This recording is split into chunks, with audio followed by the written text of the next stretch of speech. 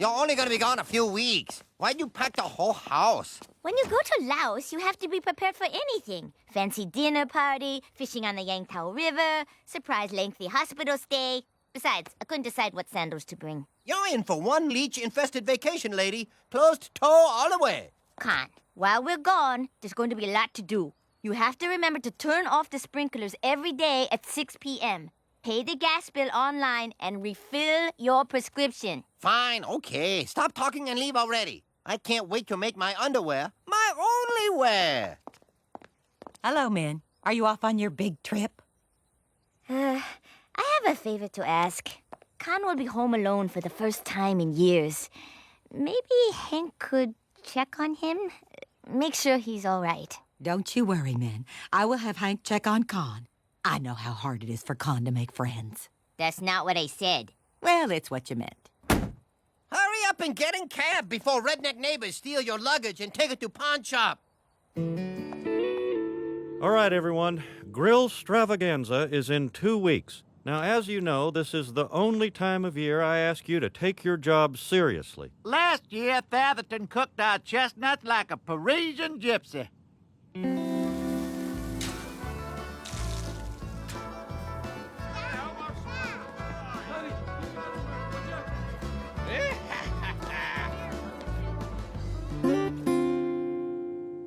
We gotta outsell Fatherton this year, people. Ideas? How about we wrap a guy in raw meat and put him on the grill, just for a little while? How about we give away a monkey? A monkey with a hat? Well, we're not doing a bikini car wash because I'm the only one that ends up in a bikini. Oh, all right, I'll do it. Okay, we got the entertainment taken care of. Good. Now, who's on promotions? No offense, Mr. Strickland, but what does any of that have to do with selling grills? Once again, you have attempted to cut through the crap. Now, let's see if you can actually do it. But if you can't, we're doing it my way and the crap wins. I will give my all for you, and propane, and to keep Donna's clothes on. One of these boxes has all my old Halloween costumes in it. Hold on a second. What have we here? Your dad used to like music? Dude, the computer this goes in must be huge. Comedy? Joseph, to the turntable!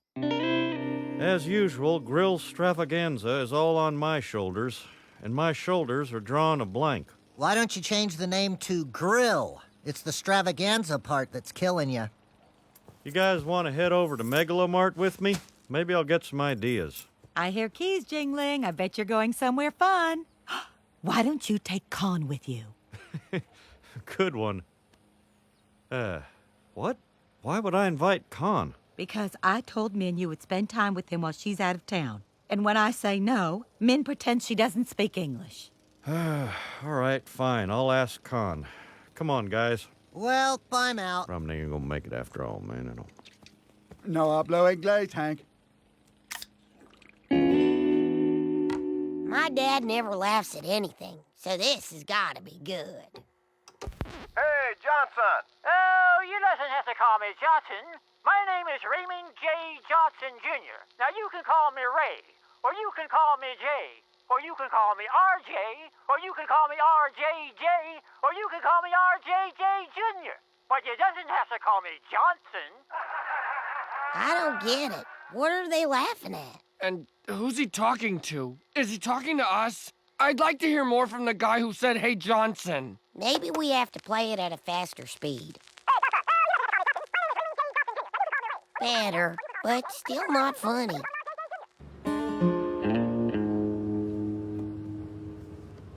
Well, the weather's been nice, huh? Weather too dry for my supple skin.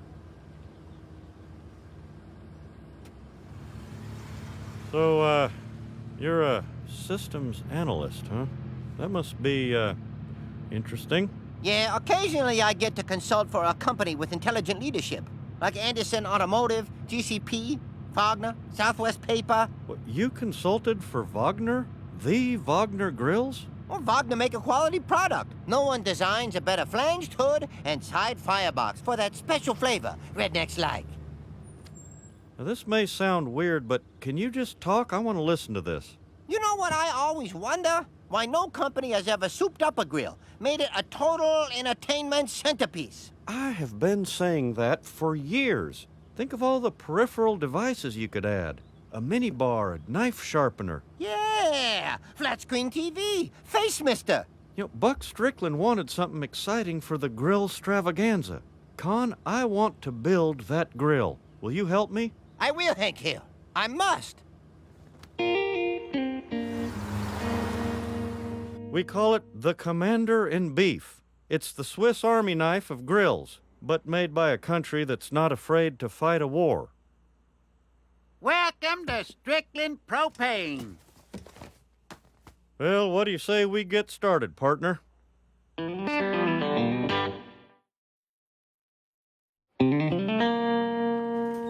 it out, Hank. Miter saw. Perfect for cutting bread. And look, we could add a snow cone machine for the kids. Con, we stand at the threshold of greatness. Oh, I gotta go pick up a prescription. I'll catch up with you with the corn dog cart. Uh-oh, she's dealing with an argumentative senior. I don't want it in a pill. I want it in an ointment. Oh, we'll be here all day. Maybe I don't need the medicine. I'm not sick. Min only makes me take them to even out my moods. Listen, if you're not sick, don't worry about it. Wives have turned us into pill-popping, baby-wearing, teeth-whitening sissies. Yeah, you're right. I think I'll self-medicate with 50,000 BTUs of ass-kicking hellfire.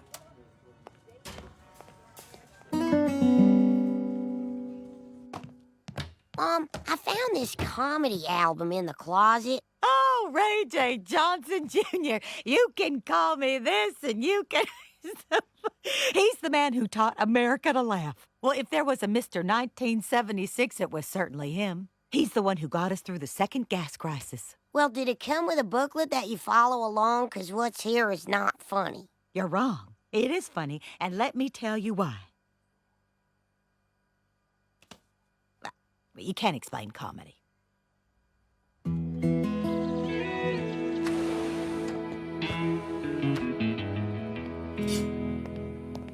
Oh, hey, Con. Wow, you sure got an early start here. I stayed up all night and worked out every last detail. The entire project is designed and diagrammed in my head. Well, just point me where I need to be and put a tool in my hand. Welder, over there.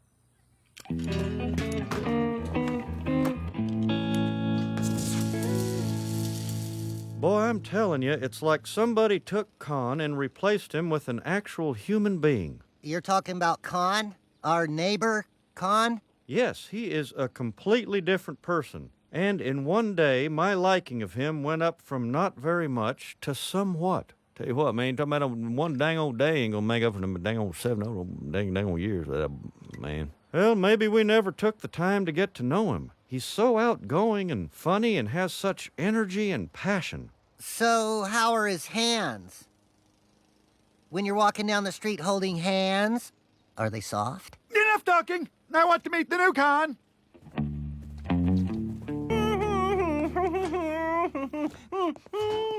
That's some nice humming there, Con, but I really need you to focus. Who you think tastes better deep fried? Gribble? No. Dauterive. He'd be so delicious. We seal in all his juices. You know, I think it would be easier to work with you if I had another beer. Hey, old top. I just thought I'd check in on my two favorite laborers. Hot damn, that's a fine-looking grill. You think this handsome guy do anything less than perfect? But you know, it's coming to me. Stay with me, 'cause it's gonna kick you in the hillbilly ass. Automated flavor sensors here and here. Remote control operated trays. And mechanical arms on either side. Like a giant grill robot. Robot? How the heck are we gonna pull that off? It's crazy easy. We attach a couple motherboards, some microprocessors. Love it. Don't understand it, but I love it. Get to work. Featherton and I made a bet Yakuza style. I could lose the pinky.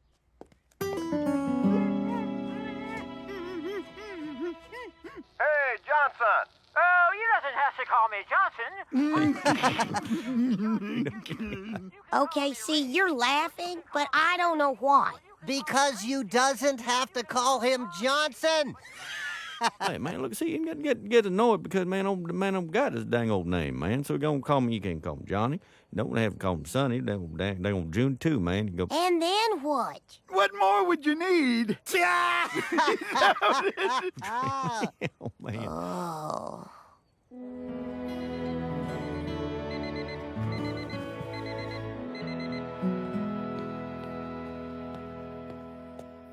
Con's not here? We also noticed and discussed it at length. Dang it, he promised Strickland some kind of robot super grill, and I can't get him to focus. That Con's a ball of energy. Last night, we popped some corn and solved the JFK assassination. And Lincoln. We're halfway through McKinley. The other night, he ghost wrote my autobiography. I came out great. I don't understand what's gotten into Con. Only thing I can see that's changed is that Min left and he went off his medication. Interesting. Did he say what the medicine was for? I don't know. He just said that Min made him take 'em to even out his moods or something like that. Did he say that? Even out his moods? That's what they usually say about people with manic depression. Maybe we ought to check on him.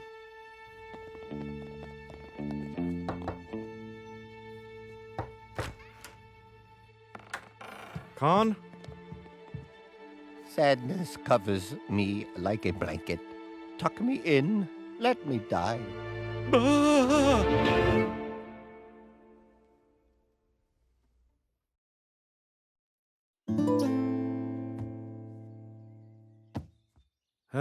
Maybe he's just sad. Nope. He's been swallowed whole by soul-sucking depression. Yep. He reminds me of me when I was just starting out. You've got a long way to go. I'm just not ever good. Hey, Con, if you're depressed, maybe we could go out for some ice cream or watch a funny movie. What if you gave him one of Coach's pep talks, Hank? Now, that's a great idea. Why don't you go into the girls' locker room and put on a skirt, Wendy? Oh, what, you don't like that? Oh, you gonna cry? Huh? Yeah. I guess you are. Gonna cry. All right, we're gonna have to fix this somehow. I'll confiscate his shoelaces and the drawstring from his pants. People forget the drawstring. We should try to get his prescription filled. So, Con, I was thinking maybe you could throw on some pants and come to the pharmacy with me. There's no use in going. I threw a prescription away. Don't even know doctor's name. Oh. You know what I just realized? I'll never hear another Huey Lewis song for the first time again. Man, I don't know. It's gonna be hard, man. They're gonna fix them dang old Con or fixing them dang old grill, man.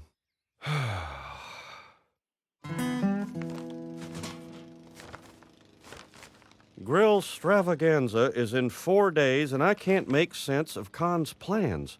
I don't know anything about computers, and his writing is microscopic and in Laotian. This is like figuring out a jigsaw puzzle made of clouds. I just wish this was a movie. Some music would play, and we would just cut to when we were all finished. Well, I've done it. I've glued a toaster to a karaoke machine. Is that something I was supposed to do, Hank? This is useless. We can't finish this without Con, and Con can't finish this without his medication. We could just get him the drugs illegally from Mexico. They're the exact same medicine, only cheaper and spicier. Let's do it. Pardon me, Johnson.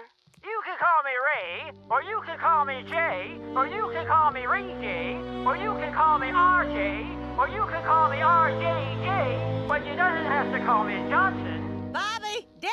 In a minute! I'm not coming out until I crack this. Yo, Johnson!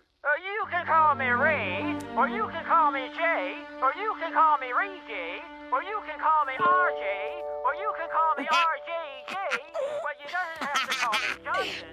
Oh, you doesn't have to call me Johnson. Johnson got another one.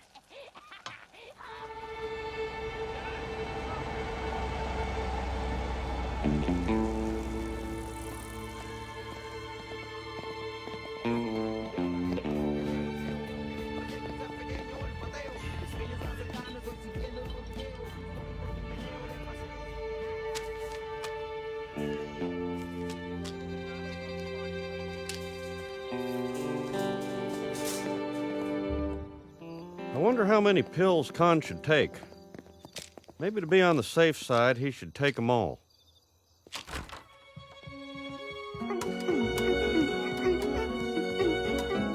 Oh, man, just it dang old happen, man. 1 minute on the couch, you don't whimper and whine, and next minute I'm up and at it, man. Hey, Kale, about time you got here, because I need a 5/16" drill bit right now. 5/16, see? It's a good thing I'm off my medication. Now I have lots of energy. Let's get to work. Oh, can you help me move my couch, too? Actually, Con, we were able to get your Glad to see you're feeling better, Con. No use in wasting this good mood, huh? I'll grab that drill bit.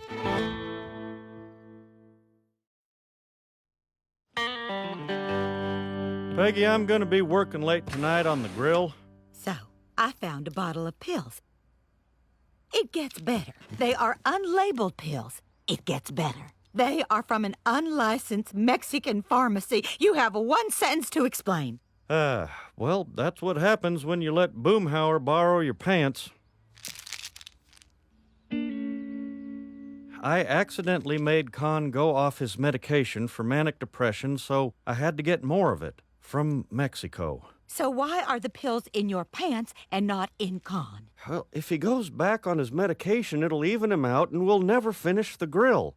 Grill Stravaganza is riding on this. Hank Hill, you cannot withhold Con's medication for some stupid grill. Come on, Peggy, look at him out there, all full of energy. It's not hurting anyone.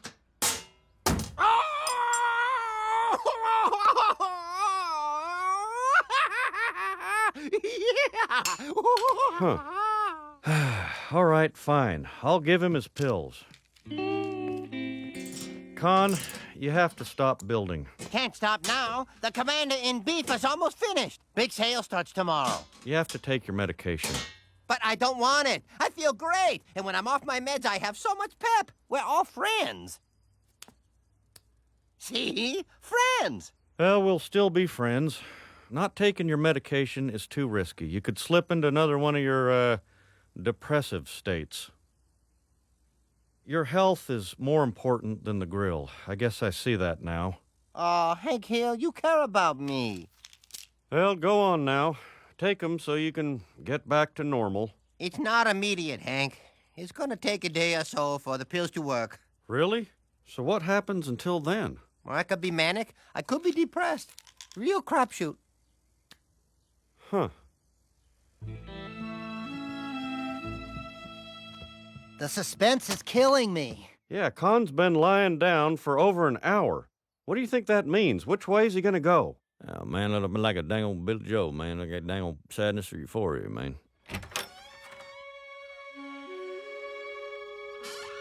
It's manic! Hey, check this out.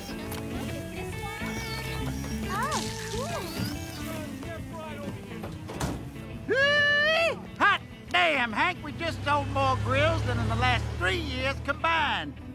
We dry rubbed it and feathered its face. Yes, sir, I believe we did.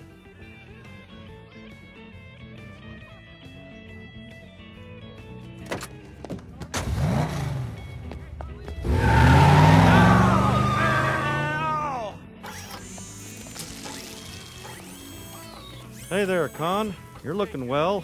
You know, balanced. Yeah, I just came by to see the grill in action. Looks good. Good. She's a goddamn masterpiece, Con. It even knew I was hungry.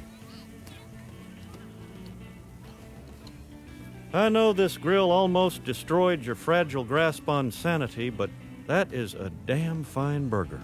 Yeah, all in all, I have to say it was worth it. You can taste the pain.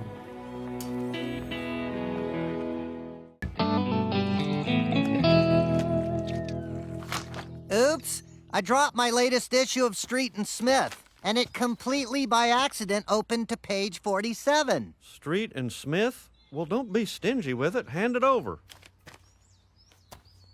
Top 25 Texas middle school quarterbacks to watch. Oh, my God, Joseph's on the list.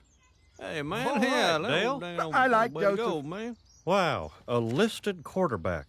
This is great news. With Joseph leading our team, Tom Landry may finally have a shot at a winning season. And I will be commended for having spawned such a superior athlete. People will point at my loins and say, "Job well done."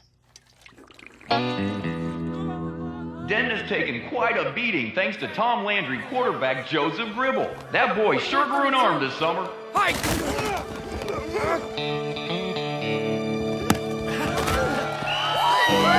Longhorns win! That's my son. I made him.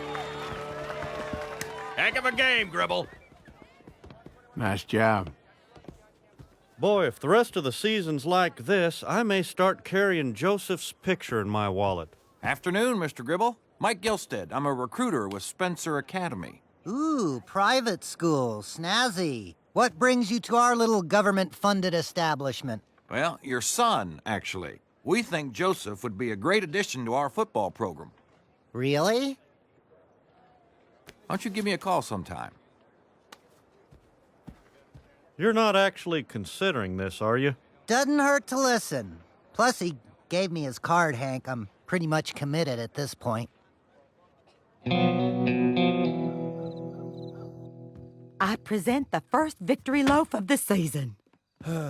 If Dale listens to those private school people, this'll be the only meatloaf we eat all year. And I love your meatloaf, Peggy. This is terrible. Joseph's my best friend.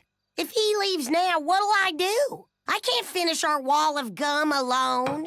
Bobby, you can find a new best friend. A winning football season is once in a lifetime. Impressive campus you've got here. For future tours, might I suggest a golf cart or a little train? So, what'd you think of our library, Joseph? It's big, huh? I like that there's lots of places where people can't see you. Let's just cut to the chase, Mr. Gribble. Joseph is a star. We want to build our football program around him and his talents. And all you have to do is say yes. Joseph, could you step outside? The grown-ups need to talk.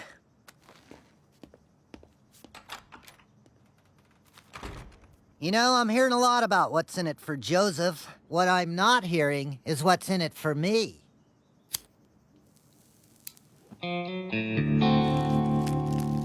Ooh, olive tamponade. Compliments of my friends at Spencer Academy. That's not cheese in that basket, it's payola.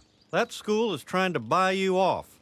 Nobody's buying anybody, Hank. They're simply offering Dale's dead bug a 100-year pay-up-front, no-spray contract. It's completely above board. Dale, I know how confusing it can be when someone sends you gifts and pretends to love you. But are you sure this school's right for Joseph? Are you suggesting he stay at Tom Landry? 'Cause their offer was crap. Dang it, Dale, this isn't about what you can get out of the deal. It's about the best school for Joseph. Shouldn't he have a say in where he plays football? Are you really concerned about Joseph, or just a Tom Landry fan who wants to say we're number one? I still think Joseph should have a say. Fine, he can decide. I've raised him well. I have no doubt he'll make the most profitable choice. A bottle of champagne and 2 glasses. Which one of us will Dale choose? Not you. My press conference thing is tonight, and I haven't decided what to do. I'm all nervous. I got stomach flies. Well, you can't leave Tom Landry. Great stuff like that happens all the time. I know. My dad wants me to go to Spencer, but all my friends and all the stuff I like is here. Oh, it's so complicated. Joseph, if you're still on the fence about Tom Landry, let me sweeten the pot. See this key? It opens every door in the school. Every single door. Please, please stay. This is Nancy Hicks Gribble reporting live from Captain Bear's, home of the 10-pound pizza, where star quarterback Joseph Gribble is about to make his announcement. Spencer or Tom Landry? Who will he choose? How you doing there, Carl? Not good, Hank. Not good. Hi, I'm Joseph. My head's been full of thinking the past few days. There are many decisions to be made about my future. My football future and the future of my brain. So, in conclusion, that is why I choose Tom Landry.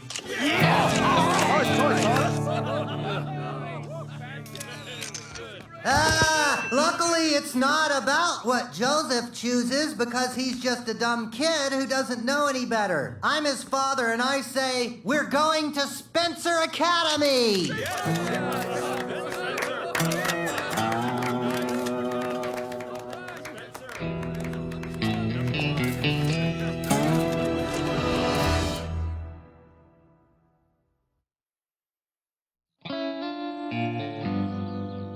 So, are you excited about your first day of new fancy school? I guess so.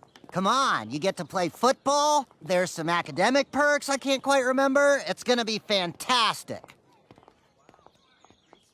Morning, Joseph. Ready to dig in? Not so fast, Mr. Grabby. We have some business to attend to first. Oh, yes, the exterminating contract. I have your check right here. Yep, we're gonna do this nice and slow, Mexican standoff style. Comprende? Easy. Easy. Sha!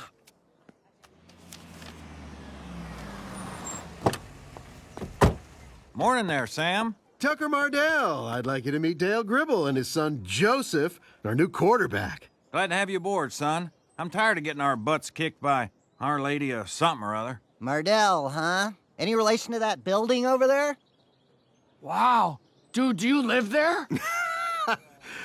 No, but he did generously donate the funds to have it built. You bought a whole building? Well, I went here and my boy goes here. Spencer Academy's been good to us, so it just seemed right to be good to Spencer. Well, listen, I got a date with 18 holes. Dale, if you're not doing anything... I'm never doing anything. See you later, Joseph.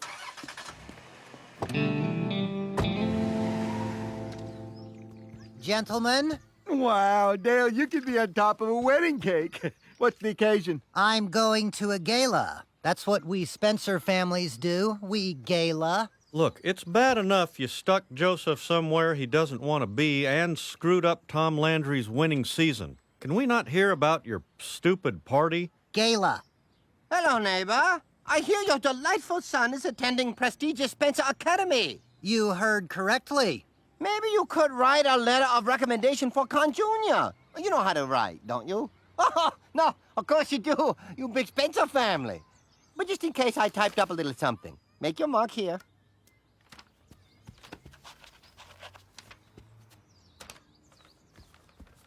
Did you see the way he was kissing up to me? I will never get tired of that.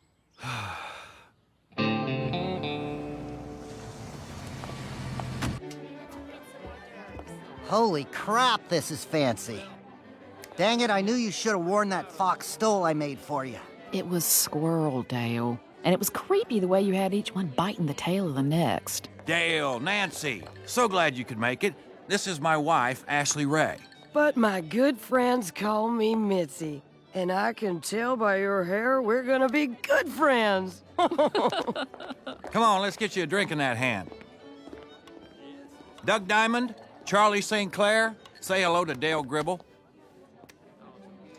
You're Uncle Chuck, of Uncle Chuck's Breakfast Meats. Your picture's on my sausage patties. Oh, that's my dad. He founded the company, but I run it now. And someday I'll pass it on to my son.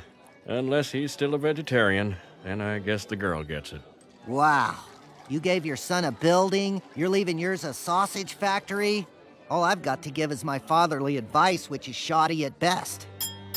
Hey, y'all! I'm Katie Taylor, chairwoman of the fundraising committee. Congratulations to us for funding our new performing arts center.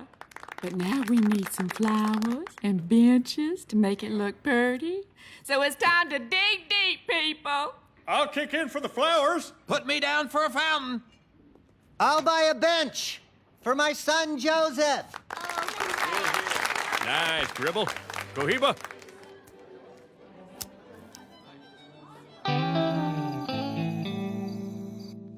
Oh, I could have danced all night. You know, that was a lot of money just to have your name on a bench kids are gonna carve curse words in. Nancy, all these rich guys do things for their kids. I never thought of that before. Joseph's fine. He doesn't need anything, Shug. Sure he does. Look at him. If he can succeed in their world, Joseph could have his name on something better than a bench. Maybe a stadium or a country. Imagine it, Nancy. Josephistan.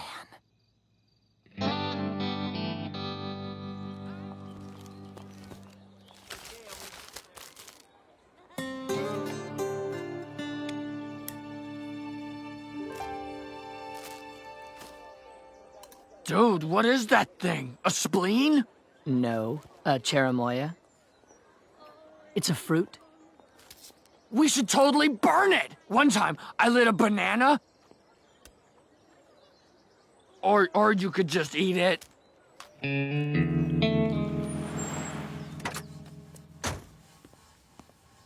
Hell, I never thought I'd hear myself say this, but I can't wait for football season to be over. And I bet Coach Kleehammer feels the same way after last night's game.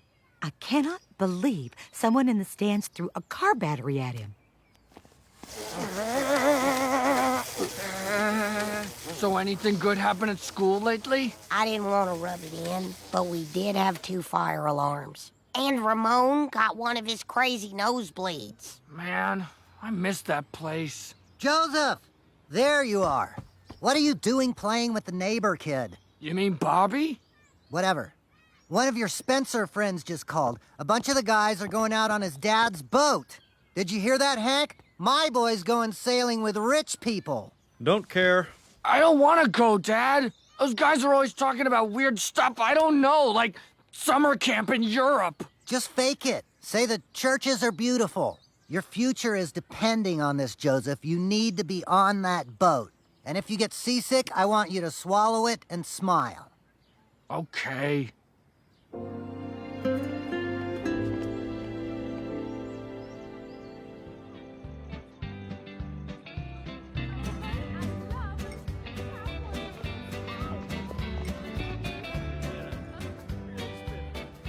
Another silent auction? What are we doing here, Dale? I don't even know what we're raising money for or against. Joseph's not fitting in because he doesn't have anything to talk about with those Spencer kids. Love the boots, Katie! So we need to bid on a fancy rich person thing for him to do and then discuss. So, what are we bidding on? A little father-daughter tennis clinic? My wife and I are bidding on the trip to Brazil. A gift for our son. He's turning 2. That sounds perfect for my son as well. Imagine him speaking Brazilian to all his friends at school. Let me just outbid you here. Well, that was rude. Stop it! This trip is mine! You're wasting ink, pal. I can do this all night. I've had enough of you. And your pen! Outbid this! What are you doing, Shug? We can't afford this. But Joseph needs... We're not rich, Dale.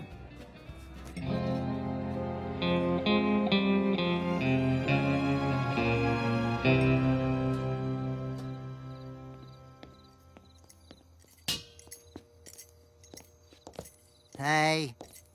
Wherever you just came from, thank you for not inviting me. I failed, Hank. Joseph's not fitting in.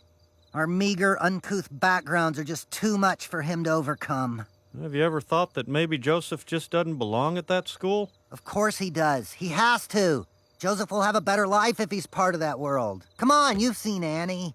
Well, you know, Dale, a better life means different things to different people. You need to think about what's best for Joseph. You're right, Hank. I know what I have to do.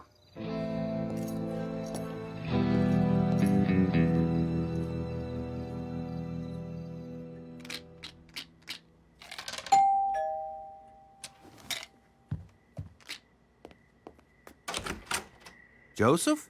I'm supposed to live with you now.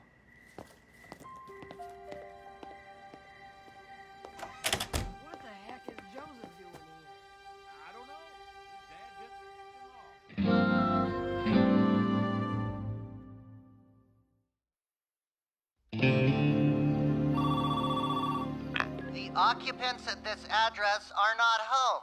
Please leave a message. Dale, Tucker Mardell, again.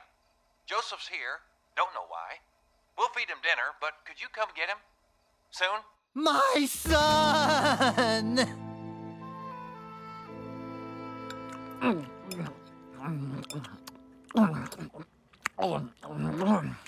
Dad, can you pass the corn? Why'd you call me Dad? My real dad told me to call you Dad. I guess you're my brother now. Wanna wrestle? Okay, let's drive you home.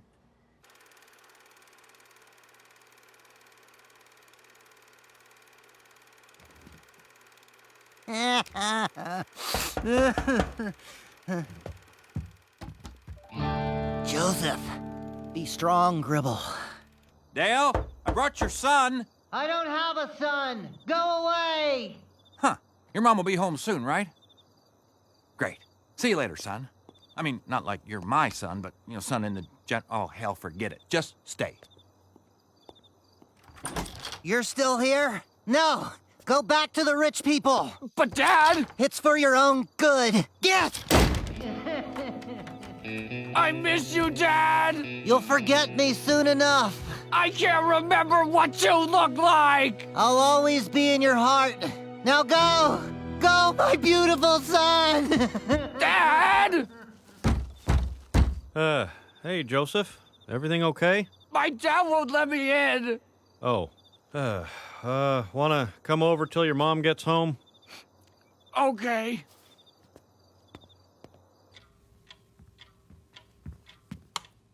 Oh, Dale, you scared me, Shug. Nancy, I have something to tell you. I am a husband and an exterminator, but above all, I'm a father. And it's my responsibility to provide the best for my child. That is why I've given away our only son, our precious boy, to be raised by rich people. What are you talking about, Dale? I just saw Joseph at the hills. What? He can't stay with them. They're worse than us. Dad? Joseph? Oh, Joseph, I've missed you so much. Look at you. You grew out your hair. I'm sorry it didn't work out with my new dad. It's okay, son. It's over now. You're back home, and I'll never let you go again. I'm glad. Go on to your room. We kept it just the way you left it. I'm so happy Joseph's back. Our house is alive again with the pitter-patter of his giant feet. And I've made a decision. I'm pulling him out of Spencer Academy. Yeah, all right. That's great news, Dale. Of course, when Spencer finds out I took Joseph and spent their bribe money, they're gonna be angry. Looks like the Gribbles are going into hiding. That can't be your answer to everything, Dale. But these are powerful people, Hank. I can't cross Mardell Steele or Uncle Chuck. Who knows what they'd put in my breakfast meats or drop on my head. Why don't you just pay him back? I'll give you some money. Then Joseph could come back to Tom Landry, and you won't have to burn off your fingerprints. I will, too. Cross country is the only god-dang winning sport Tom Landry has right now. I'd pay anything for that not to be true. Yeah, man, I dang old Abe, anybody would, man. That's it. I'll fundraise my way out of this. If the people at Spencer taught me one thing, it's that if you serve food, you can beg for money.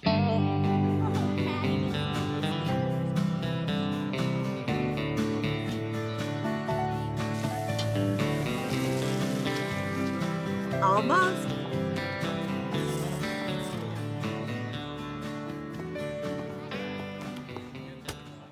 Thank you all for coming today and being so loose with your wallets. Because of your generosity and overwhelming desire for a winning football season, my son will be returning to Tom Landry.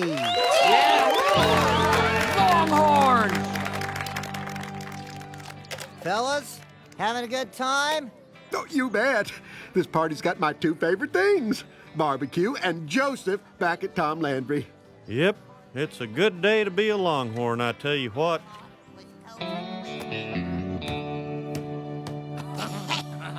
It sure is. Go long, Bobby. I got it. I got it! Dang it, Bobby. Football tryouts are in 2 days. So, I'll just be running back. That was your position, right? They have to give it to me. Son, you don't get to be running back just because your dad was. We fought a whole war with England over that. Maybe you should go out for center. It'll allow you to put your God-given immobility to good use. Oi! Ready, set, hike. Bobby, snap the ball. This ball's the only thing holding me up right now. I know what you're going through, Hank. Joseph doesn't want to follow in my footsteps as towel manager. He wants to be quarterback. Maybe Bobby could be town manager. I want Bobby to compete for a spot on the team. I don't want him just handed it. Handed it? Towel tryouts are brutal. And word down at the laundromat is there's this girl, Kathleen. She's the one to beat. Spent the last 3 summers folding linens at Bed Bath & Beyond. Well, at least you'd be part of the team. And you'd get to hear the coach's pep talk. Yeah, this might work. Sounds good to me. I love towels. I'll be just like that bear in the fabric softener commercial. Oh.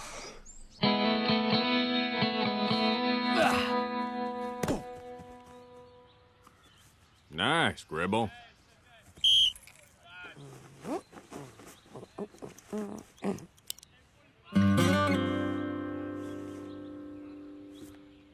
I take a lot of baths. So I finally got up the guts to ask Nancy for raising my allowance. It did not go well. I did it, Dad. I'm the new towel manager. Though I couldn't have done it without Joseph. He worked up quite a sweat making quarterback. All right, Bobby, way to go. Yeah, man, Bobby. My boy is on a team. Not a squad, not a club. A team. Blue 43!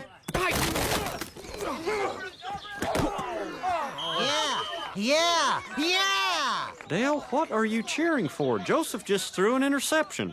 Huh? Bobby just handed off the fresh towels, put the dirties in the hamper, and didn't fumble once. That's the hat trick. Really? Well, all right. Go, Bobby. Show that hamper who's boss.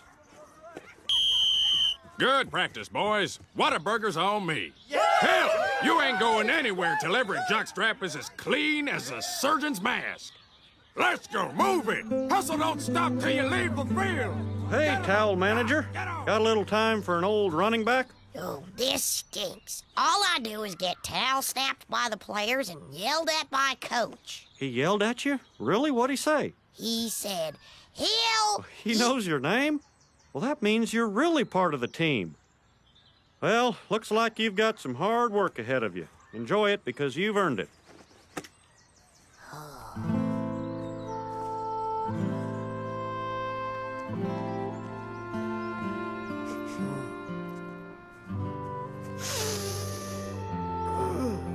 Bobby Hill, those roses not squirt water if that's what you're looking for. They're lovely. I started growing roses after the doctor cut off my Xanax. Very relaxing to have total control of another living thing. Mind if I try? Okay, but just one. Oh, this is kind of nice. And they smell so much better than jockstraps. Maybe to you.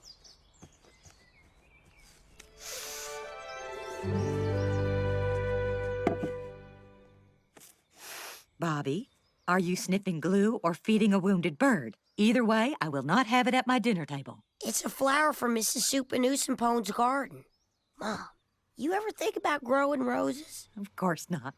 Do you think I want my house to look like a grave? Now, hold on here. I don't want to hear about any roses unless we're talking about the Rose Bowl. Hey, maybe you could towel manage that someday. I'm not sure Good point. You've got to hone your skills. The game this week will be a real test.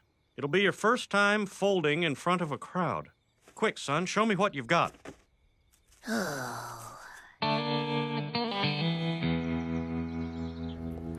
Looking for a plant? Which one of these sticks is gonna turn into roses? That one? Maybe. I don't know. I just got transferred from fabrics. It says roses. Yeah, I told you. Okay, The tag says they need food and water and sun and dirt and love. Can I substitute extra love for sun? I kinda have to hide these in my bedroom closet. No way, man. That'd be going against the tag. Unless... Okay, I know someone who can help you, but the problem is that he's at another store, and, like, you're at this store. I have a bike. Oh, that changes everything.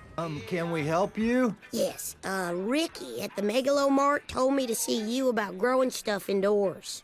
Don't say anything. He told me to tell you I'm cool. He's cool. So, what kind of herbage you growing? They're roses. Oh. Well, those are legal now. You can grow them outside. My dad doesn't like me outside unless I'm on a football field. He only wants me to do stuff that you can win. You tell your dad that Lao Tzu said, "The wise stay behind and go ahead. They want nothing and have everything." Yeah. Huh? It means competing against others is not the way to happiness. You want to know more? Check this out. Chinese philosophy. Huh. Is that why you guys seem so happy?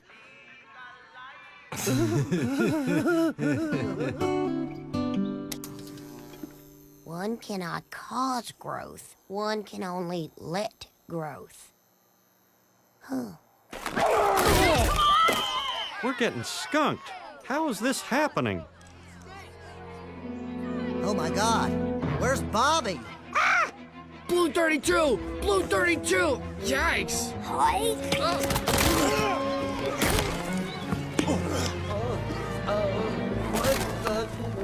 No! Go that way! No, he's going the wrong way. I've seen this before. It's total towel chaos. The team needs me. I'm coming, Joseph. Help! Help! Bobby!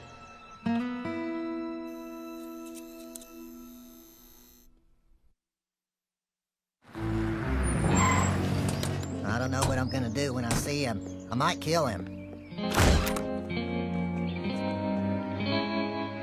Bobby, if you're gonna hide from me, at least have the guts to do it without a nightlight. Hey, Dad, what's going... Oh! The game? It was a disaster. There was sweat and mud everywhere. Oh, God, the slipping.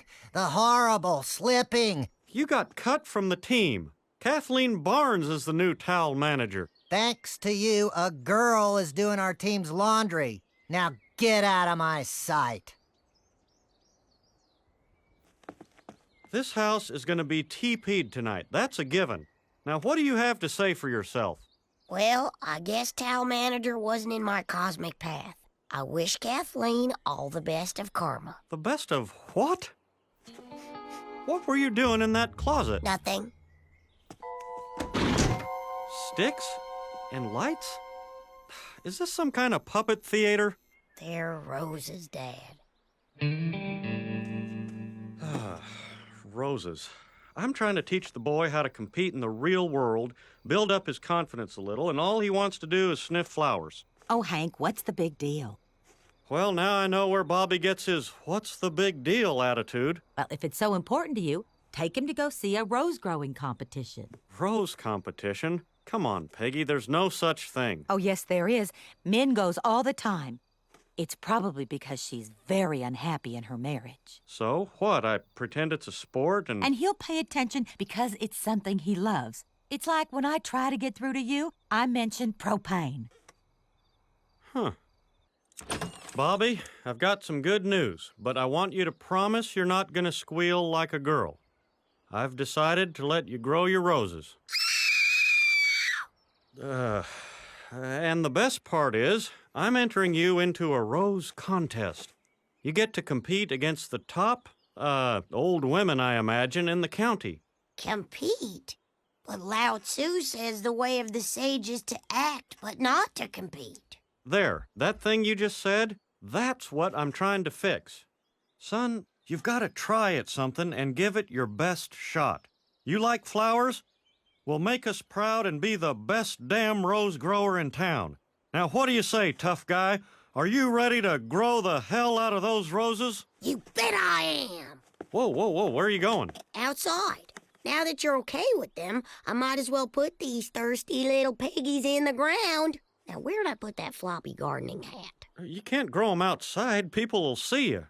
And, steal your gardening secrets. You'd better stay in the closet until you win. Then you can plant 'em in the front yard, and if anybody gives you any guff, you can show 'em your trophy. Or sash. Or sash.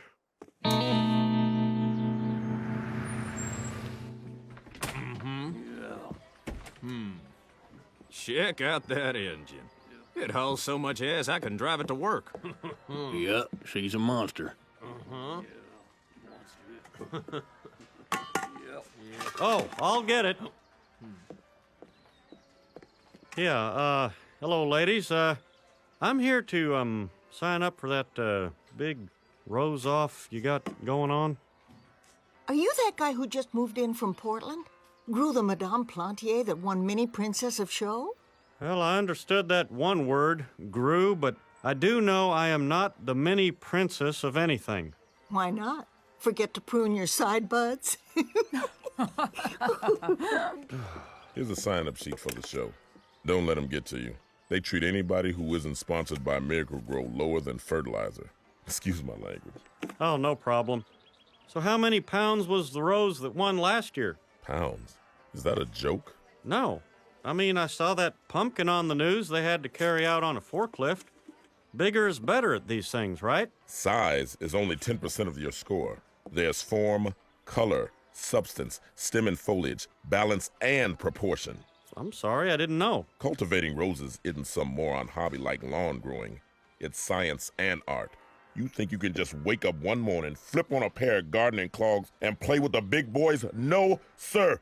Hey, no reason to get excited here. My wife and I are just trying to get our son involved in something easy to give him a little confidence. Your son? A little boy should be collecting baseball cards and catching fireflies, not spending sleepless nights trying to urge the perfect rosebud to blossom. How dare you steal that boy's innocence? Now get out of this gardening section. You make me sick. I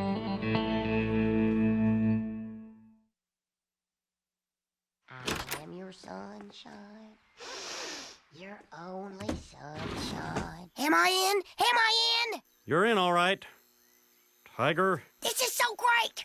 I don't know if it's the stem massage or my singing, but these babies are really responding to something. You think you can just wake up one morning, flip on a pair of gardening clogs, and play with the big boys? You know, this closet is bigger than it looks. Mind if I sit in and help a bit? You mean it? Sure.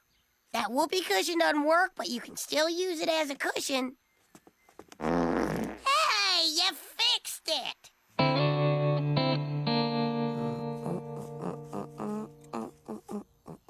Wait, am I supposed to cut above the bud or under the bud? Well, Lao Tzu would say that you must let the cut make itself. Yeah, I'm gonna check the American Rose Association rule book. Oh my God, listen to all these reasons we can be disqualified. Misnaming, misclassing, unlabeled, mislabeled, stem on stem? Are we stem on stemming? Dad, you gotta relax. Roses can pick up on your vibe. Dang it, Bobby, cut the Benihana talk. Okay, don't panic. They can pick up on that too.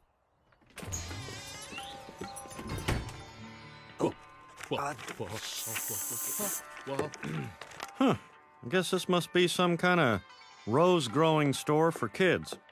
Excuse me, sir, I need to replace this grow light. Is that so, officer? It's okay, guys. He's cool. Oh, come on, man. That lamp is for high school kids. Step up to the phototrons. They rock. They'll force your buds, increase your yield, and your potency. Just call me from outer space and tell me it ain't true. Wow. How'd you like to see that in our closet, Bobby? Would I? We're gonna grow the best roses ever. Okay, this setup will cost you about $2 grand. $2 grand? You got a job, right? I have a great job. But still, dang it. No wonder all those other rose growers have sponsors. Hey, what would you fellas say to sponsoring us in our rose competition? Well, man, competition ain't really our buzz. Lao Tzu says to be better than someone is to be worse than all. Wrap your mind around that one, dude. Well, wrap your minds around this. We'll wear stems and seeds t-shirts, and you could put the roses in those vases. Come on, fellas, this is important. You see, our great country was positive values like competition, the American way, hearts and minds, Mr. Association Commissioner Murray Hogarth. All if Stems and Seeds would just sponsor us. What do you say, guys? We need more of this weed and more of this dude. We'll do it. All right, All you right, need this drip system, this irrigation meter. You're gonna need I am your sunshine, your only sunshine. Whoa, what are you doing? Sloppy side bud removal requires penalization. Here, let me.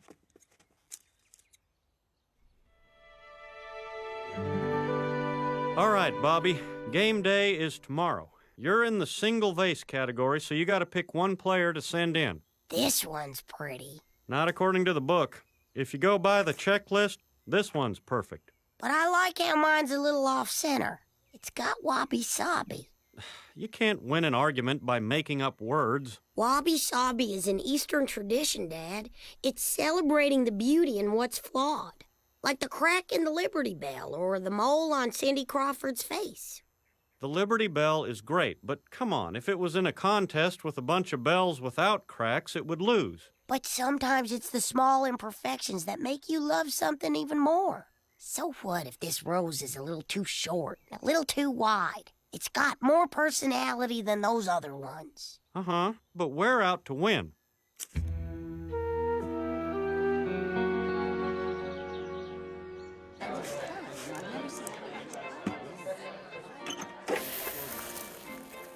Ah, Morgan, my former student. Your flower looks like an anus with a stem. What do you call it? Hello, Monroe. I crossed an Oakington ruby with a dainty Bess. I call it a ruby, my dear, but I might as well call it sending you home crying to your mama. Yes.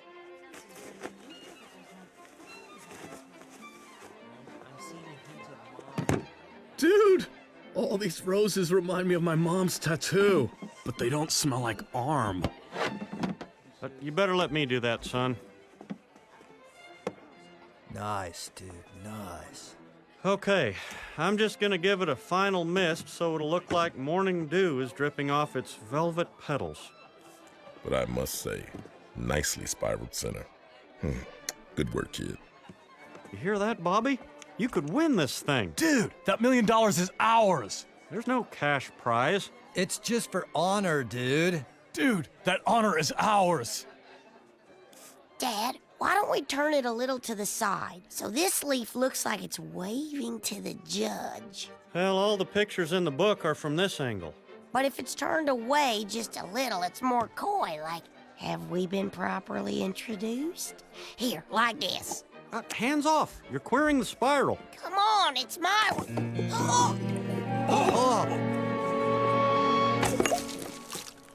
Oh, dang it, Bobby. It's bruised. Oh, you twigged our rose. Cheers. Nice. Oh, God, I'm gonna have to remove interior petals. Get me my deckle-edged shears and my stamp tongs.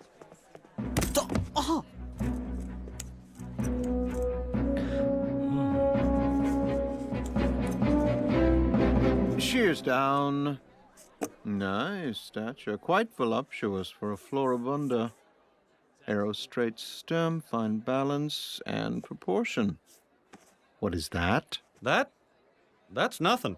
You pulled a petal, didn't you? You pulled an interior petal. Yes.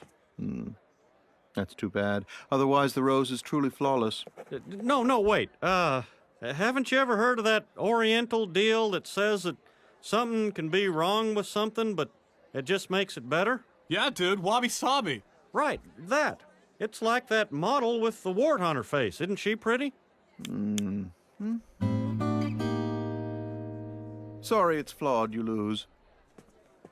You're a loser, which means I'm a loser, which means my dad was right. You blew it, man. Oh, I wish I had my Tibetan prayer beads. I'd hog tie you and leave you to rot. But what about Lao Tzu? Lao Tzu lived in a hut and ate straw.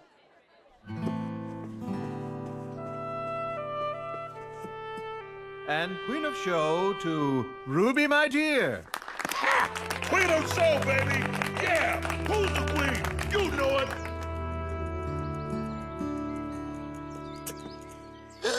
Dad, no! Don't bury my roses! It was my fault, not theirs. I'm planting them, Bobby. But I didn't win. Well, that's okay. The Cowboys don't win every year, but I'm still a big fan. And they have gun and drug problems. I was thinking about it, and my singing didn't really help the roses. My voice just isn't that good. But check this out. Son. Yeah, Dad? You've got a lot of wabi-sabi.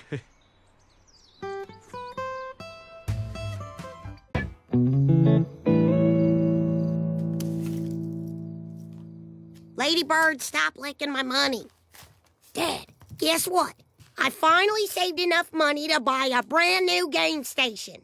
Your first major purchase. Congratulations, Bobby. If you want, I can take you down to Jensen's Electronics World. That's okay. I was looking on eBay, and Gadget Champ seems to have the best price. They sell your email address and pass the savings on to you. Bobby, you can't make major purchases from a stranger on the internet. If your game breaks down, do you think the Gadget Champ's gonna come fix it?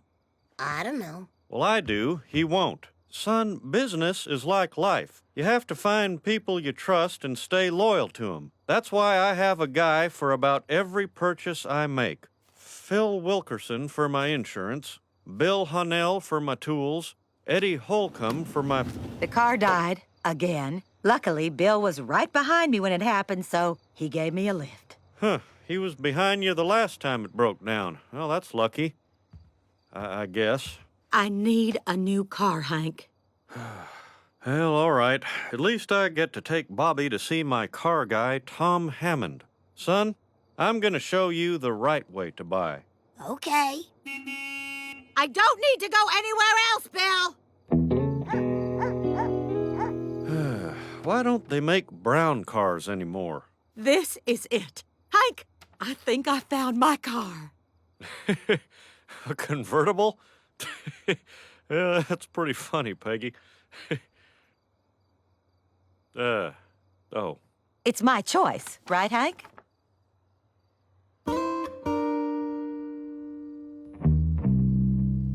Well, if I were you, I'd go big. A towering SUV says strength, power, and in some subcultures of America, potent fertility. Peggy wants a convertible. She knows you're a heterosexual, right?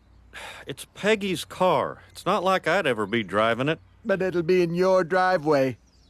I hadn't considered that. Oh, good Lord. See, Bobby, when you're a loyal customer of an established brick-and-mortar business, you can trust that you're getting the best deal on a car with a roof. Apparently, boring comes standard on these models. Hank, these are just not doing it for me. Well, don't rush it. Consider all the factors, including safety. Hank Hill, is that you? Well, get your butt over here. Well, looks like I've been spotted. Better go get my hellos out of the way.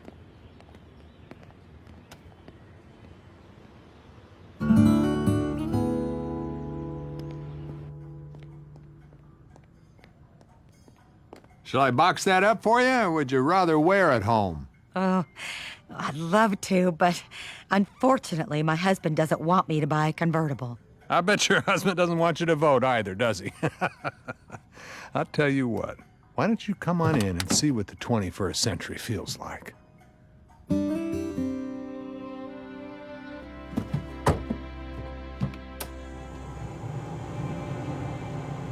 Oh, yeah! I'll take it. Well, you know, normally I would never let you ride on a lift like this, but since you're riding with Charlie, I know you're in good hands. Okay, ride's over, Bobby. Let's go buy a car. All right! Lower me down, Charlie. Just sign by the X's and this baby's all yours. Should I be doing this? A carefree convertible owner would say yes. So, yes. I'm sorry, but this is sticker price, which according to my research is way too high. You girls. What crazy research is that? A combination of internet, phone calls, and what I like to call my horse sense. So let's talk business. Well, all right. How about this? That is close, but this is closer. Hey, Hank. Hey, Mr. Draper. Boy, you wore me down, Peggy. Just in time. I was getting ready to pretend to walk out. Okay, just sign by the X's, and it's all yours. Peggy? Tom? What's going on here? I was buying a convertible. What? Hank Hill, you son of a gun. Well, I didn't know Peggy was your wife. Good to see you, partner. Well, it's good to see you, Tom. I just wish it was under happier circumstance. Oh, I'm sorry. I just got caught up in the moment. I guess because I just wanted it so bad. I'll go look at sedans. Mr. Hammond, do you have any brown ones? Well, now hold on. You know what, Peggy? If you really want this car that bad, then you should have it. Really? Yep. Why don't you go get some water and let me and Tom finish up this deal? Thank you, Hank. I got him down to a really good price. Well, I'm sure you did. Bobby, I'd like you to meet Tom Hammond. My dad loves you so much.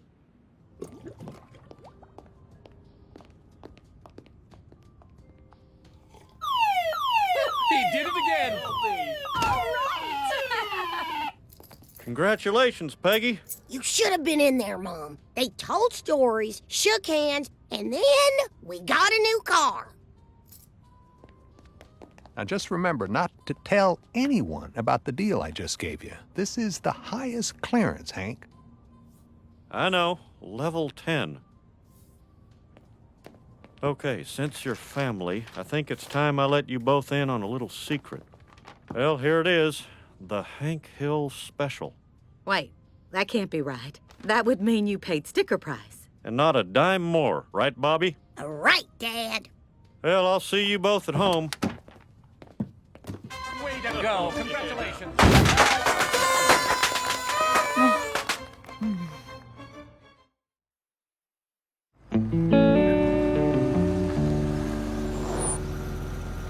Oh! I love it! What's the matter, Piggy here? You don't like car? You should. It's better than mine. No, I love the car. Bobby, you can practice your parade wave later. Right inside. Okay. Oh, this must be juicy. What is it? It's not the car. It's the price that Hank paid for it. Hank got his special deal, right? Dale always talks about Hank's special deal. He talks a lot about Hank. Well, as it turns out, his special deal is really just sticker price. Sticker price?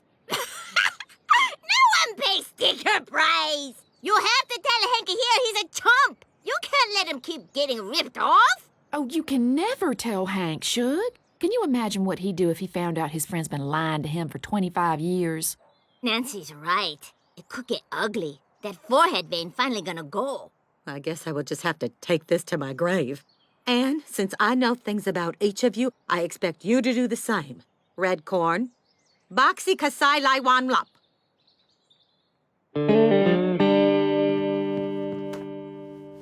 Where are you going? We're going to get my game station from Dad's electronics guy. You have an electronics guy, too? Don't you shop around for anything? I mean, the new dishwasher. You shopped around for that, right? Well, I let Jerry Biddle at the Appliance Center do my comparative shopping for me. He said he personally checked every store in Heimlich County and couldn't find anyone that could beat his deal. Fantastic. Hello, neighbors. So, Hank, I hear you bought a new car. Expensive, a new car. Oh, look, it's Ted Wasana song. Ted? Where you see Ted? Hello, Uncle Hank. Is Aunt Peggy home? She's supposed to go with me to buy a crib. I want it to be as much like my uterus as possible. You should take Dad with you. He just bought Mom's car for sticker price and not a dime more. Sticker price? Oh, no. Dang it, Bobby, that was supposed to be a secret. But Lucky always says that people who pay sticker price... Okay, now I will tell a secret. I have to use prescription deodorant. Sticker price? Everyone knows sticker price is the sucker price. You're a sucker, Hank Hill. Okay, what's going on, Peggy? Everyone out. How much you pay for this pen, Hank Hill? Hank, I do not know an easy way to say this, so I guess I will just say it the slow and painful way. No one pays sticker price. Tom Hammond ripped you off and has been ripping you off for the last 25 years. What? The price I was going to pay for that car was $2,500 lower than your special deal. You overpaid for that car, and probably every car that you ever bought from him. So you're looking to buy a car, are you? Yes, sir. But, this is my first car, so I don't really know what I'm doing. You see the price on that sticker? Well, that's the price you're gonna pay for this car. Not a dime more for the football star. Wow. Well, thank you. Now, you gotta promise me you won't go telling anybody about the deal I just gave you.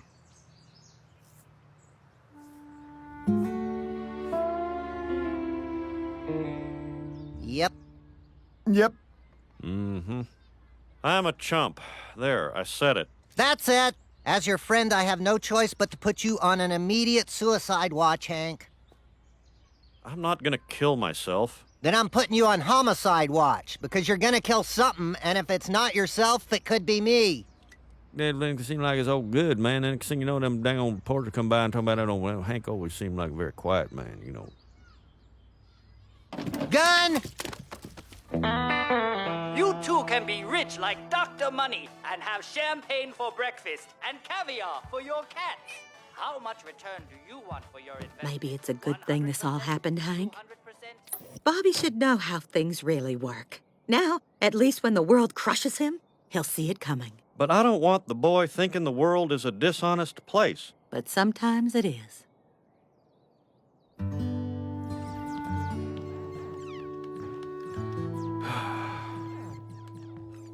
Come here, son. It's time I told you how the world really works. So if you don't mind, I'm going to take your wallet, push you to the ground, and then kick you in the gut. Okay. No, dang it. It doesn't have to be this way. I'm going to go see that bastard Tom Hammond.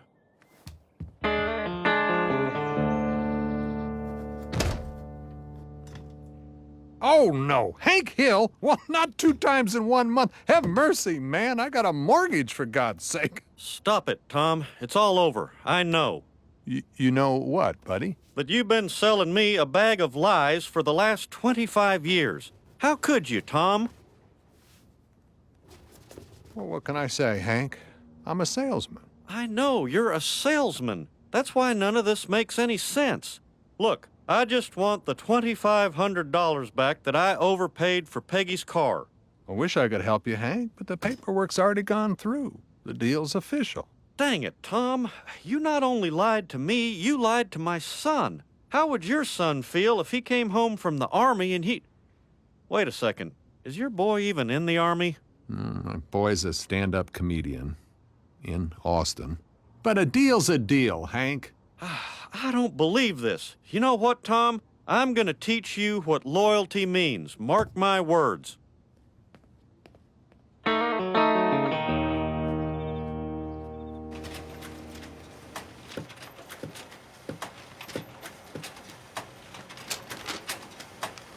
Ain't it the truth? Yes, it is. And I'm telling you right now, that Tom Hammond has got to be stopped. I know! I did a whole term paper on the damage people like Tom Hammond are doing to the world. Well, there is no way I'm letting Tom Hammond make this world a place that I don't want my son to live in.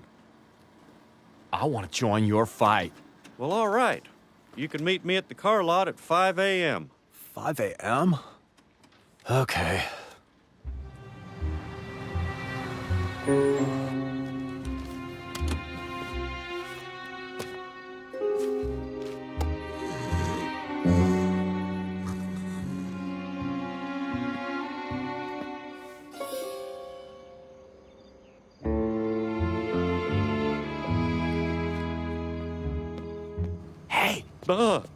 It's me, Alex from the copy store. Who's that? And why are they crawling? That's Falcon and Sparrow, my friends. Man, we're so stoked. We had so much fun coming up with code names last night. It feels so good to finally be doing something. Well, that's right, it sure does. Would have been better if you guys had been on time, though. Now I've got to go get ready for work. We weren't late. We were hitting the other side of the dealership. Oh, well, that's great. Well, I guess our work here is done. If you guys ever need any propane, look me up. Propane? Oh, that would have been great. Well, next time.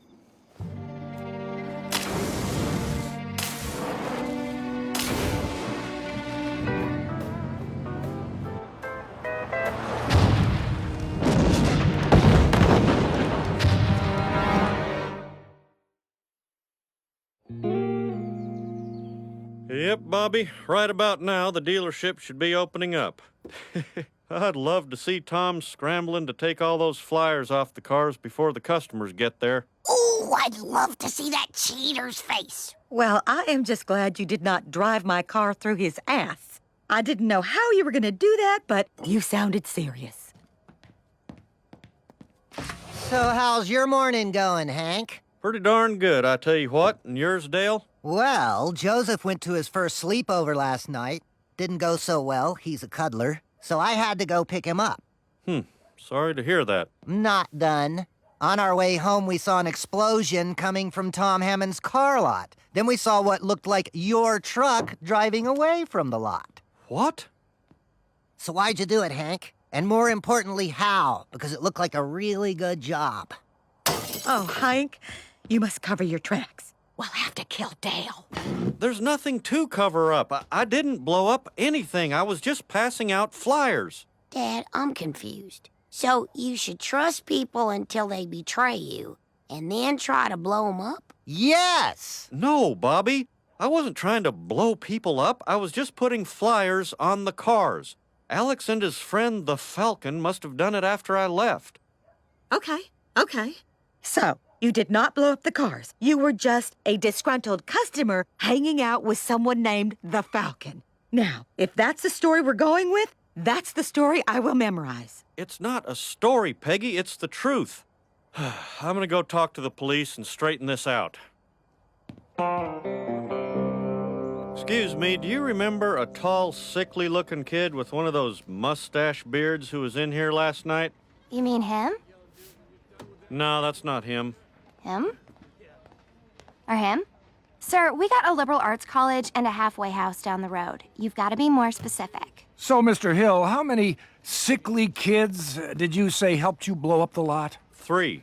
Wait, they didn't help me blow up the lot. They did it by themselves. So you were just the ringleader? No, I told you I didn't blow up anything. Wait, am I a suspect? Tell him no, or he could lawyer up. Frank, the video surveillance has been checked. We have a positive ID on the perp. The name's Hank Hill. You probably heard that. I was just putting flyers on the cars. The other guys were the ones blowing up the cars. By other guys, you mean the imaginary kids the cameras just happened to not pick up. The cameras didn't pick them up because they were dressed in all black, and most of the time they were crawling around on their bellies. I'll give it to you straight, Hank. You're looking at major time for this, and the hole's getting deeper with every lie you tell. That's not my husband. What's my next line? I'm blanking, Hank. Okay, enough. It is me on the tape. Goodbye, Hank. But I swear to you, I did not blow up any cars. I was just putting flyers on the cars because I wanted other people to know Tom Hammond has been taken advantage of. Stop right there, Hank. Well, speak of the devil. And Charlie, too. Officer Brown, that's the lying, cheating man you should be arresting. I know you're mad, Hank, but I didn't think you'd be mad enough to torch my lot. The only thing I'm guilty of is trusting you. Well, I'll tell you one thing. I may go to jail, but I've zipped my lips for the last time. JB, I've been in business with Hank Hill for 25 years. If he says he didn't do it, then by God, he didn't do it. Can we at least watch the rest of the tape, Tom? Do you know how many strings I had to pull to get the conference room with the VCR? There's no need. Now, I'm not pressing charges. Hank's the most honest man I know. If he looks you in the eye and shakes your hand and tells you he didn't do something, then he didn't do it.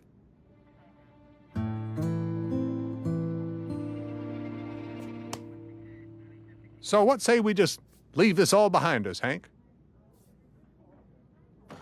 Let's go home, Peggy.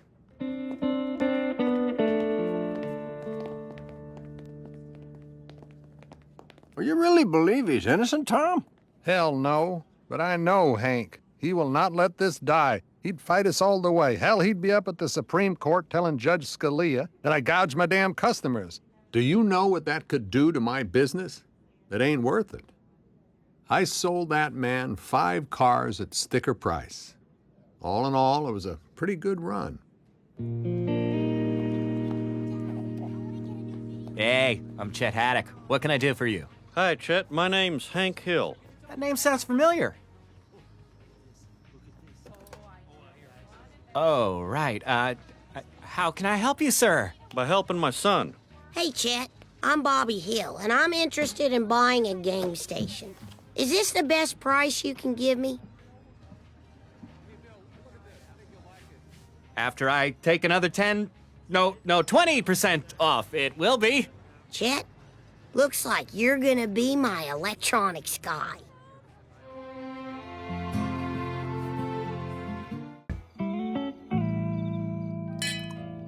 My very first clothing exchange? I've never felt so cosmopolitan. That's a word I learned in a bar. So, the magazine says we each present an item of clothing, and the first one to call dibs gets it. Oh, like a key party. Or so I've heard. Okay, these boots I only wore once, and then I stopped wearing maroon. Dibs, these are adorable. I have the perfect outfit for... Oh, right. Dibs, I want to try them. Oh, they're cute on you. Yay! Okay, everybody, my turn. How about these? They're functional. They can go straight from a PTA meeting to a sexy night on the town. And Peggy, culottes aren't cool, even though it sounds like they should be. Oh, Shug, surely someone will want these overalls.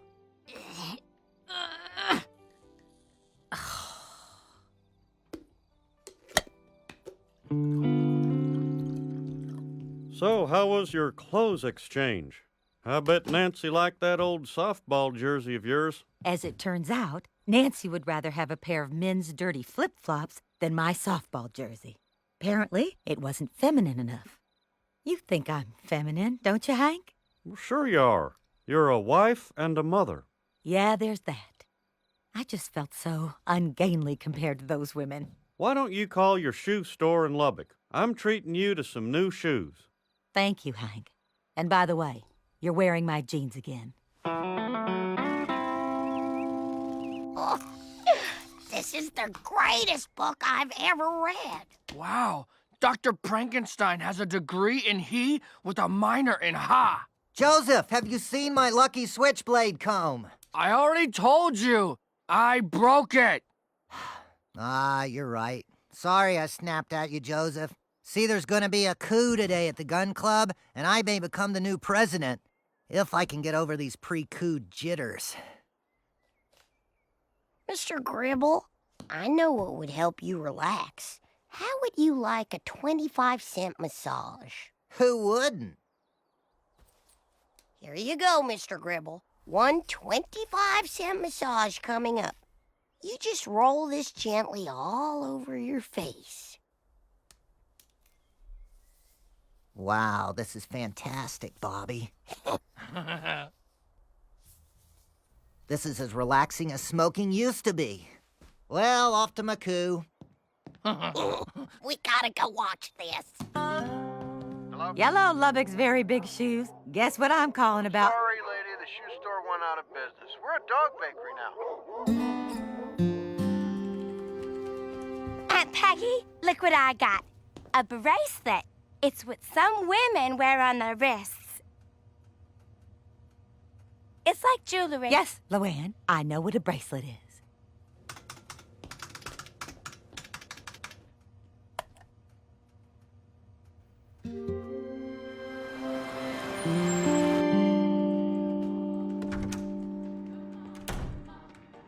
Hello, do you have a pump in a size 16? Which brand? Oh my God. Wedges? Sandals? These boots, they're just like Nancy's. It's too big. Okay, phase 1 of the coup is underway. Spiro's safely locked and secure in the snack closet. It's time to pick our new leader. Our short list is Earl Boley and Dale Gribble. Where's Dale? Cow didn't show. All right. Looks like you're our new president, Earl. Oh! Hey, guys. I think he's wearing war paint. I'm with Dale. Me too. Give me that pen. I don't get it. They're not laughing at him. I say we make Gribble the new president. All in favor? Fire once into the ground. Maybe we didn't do it right.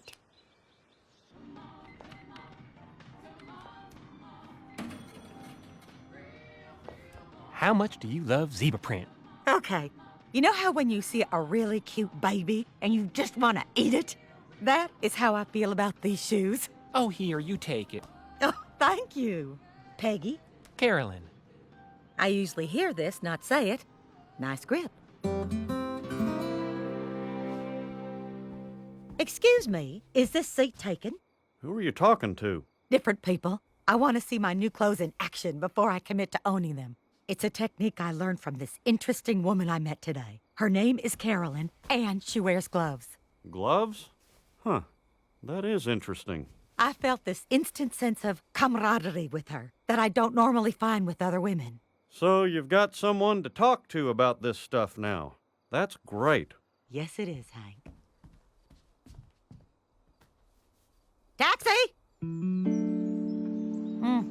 This chicken curry is delicious. I can understand why it is one of Oprah's favorite sandwiches. Peggy, you ate that whole sandwich. Yes. Yes, I did. Ugh, I'm sorry. That was very unladylike. And none of your lipstick smeared or came off at all. How do you do that? Well, just before biting, I moved the teeth forward and slide the lip up. I'll show you in slow-mo.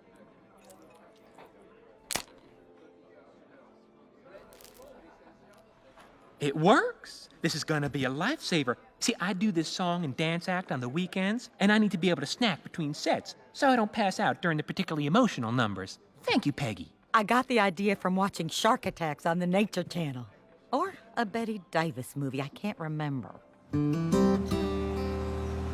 I don't know why everyone doesn't drive with their high beams on. You see so much better. So, the glasses. Are you afraid of the laser surgery too? Because the closest I want to get to a laser is front row at a Shaka Khan concert. Actually, the glasses hide thin brows, fine lines, and wrinkles. People do not say it, but they make me look 10 years younger. True that.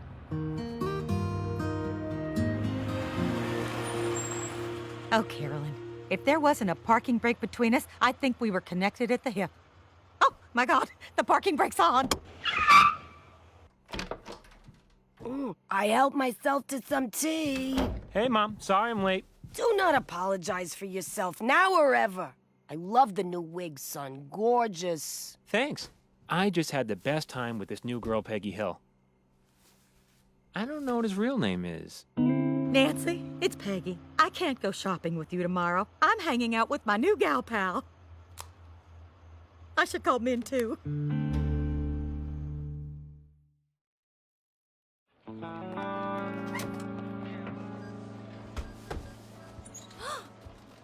Oh, it's so nice to have a friend who's strong enough to push her way through a sale. Nancy always fell somewhere between lingerie and handbags. Some of my friends are too scared to go to the mall.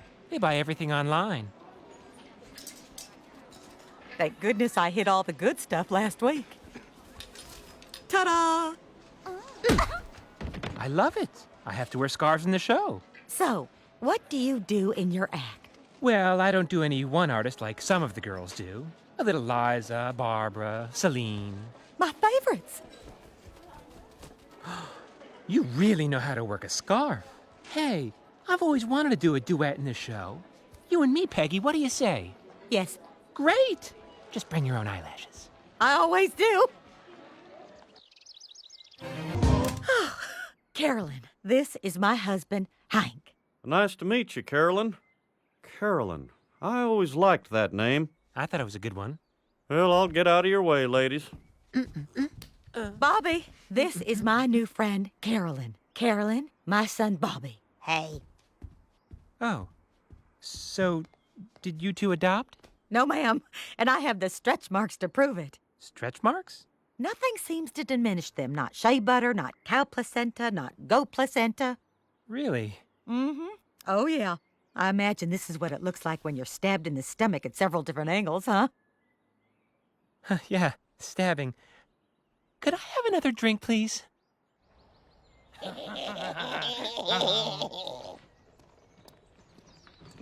Oh, some string. Oh, $1. What the? Damn wind. Pull the string again. Mr. Dotree really cares about money. Where'd you go? Where'd you?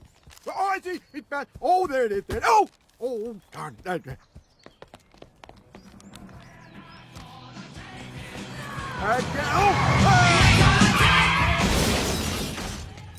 Oh my God. Are you okay? I'm doing better now, sweet cheeks.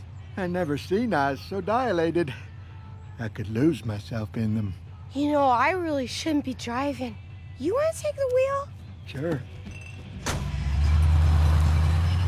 Did you see his face? Yeah, he was happy. I know! What kind of joke book is this? Mom, I need to talk to you. It's about Peggy. What's her problem? Mom, she's a real woman, and... You mean a biological woman. Just because you were born a male doesn't make you any less of a woman. Let no one clip your wings, baby. Could you stop being supportive for 1 second and listen? I've got a problem. I can't let a real woman perform with me. It's a drag show. Do what you need to do. As long as there is no shame involved. Hear me? You're a person! Oh, Mother.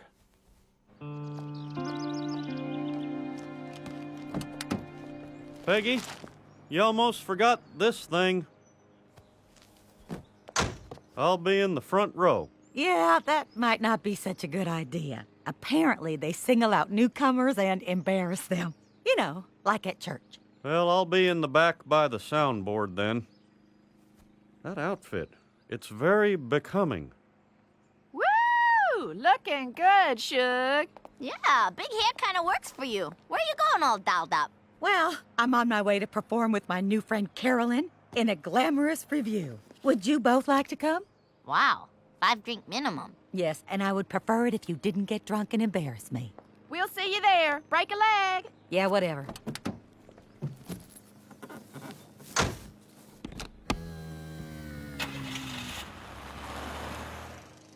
What does it mean if instead of a purse, a woman carries a tattered grocery bag?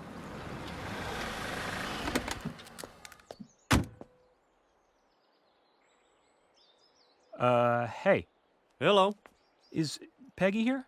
No, she's not. Can I help you? I'm her husband. I'm Jamie. I know Carolyn. We're friends.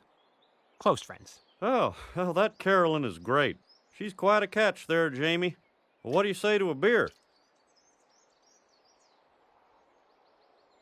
I say, where have you been all morning? Good one. Yeah, I have to remember that one. So, Carolyn needs me to find Peggy before the show. When do you expect her back? Well, she had to get something for her costume. She called it a sequin emergency. I asked her to call it something else, but she refused. Then she's going right to the club. I'll just catch her there. Bye, guys.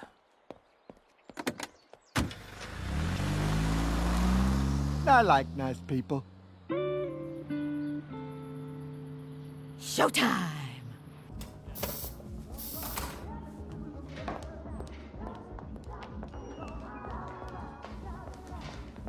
If she wasn't dead, I'd swear you were the real thing. Peggy. That Diana Ross looks freaking amazing. We are gonna have to pretend sing our hearts out to outshine her. Honey, we can't do the routine. I have something to tell you. What is it? Peggy, I'm a drag queen. But I thought most drag queens were men. I am a man. I'd take off my wig to show you, but it's too close to curtain.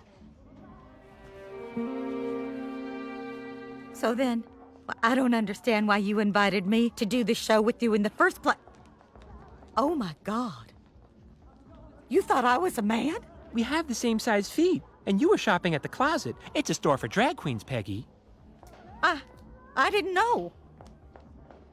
Well, if it makes you feel any better, I thought you were the best I'd ever seen. It doesn't. Hey, Shug, here we are! What kind of place is this?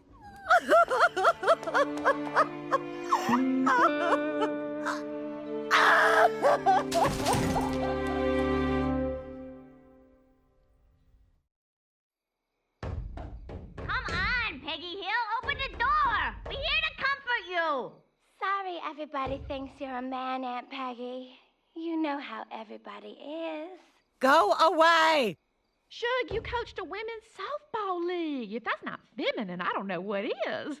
We're trying to cheer her up, not tick her off. You want to get punched in the face? That woman's got fists like frozen turkeys.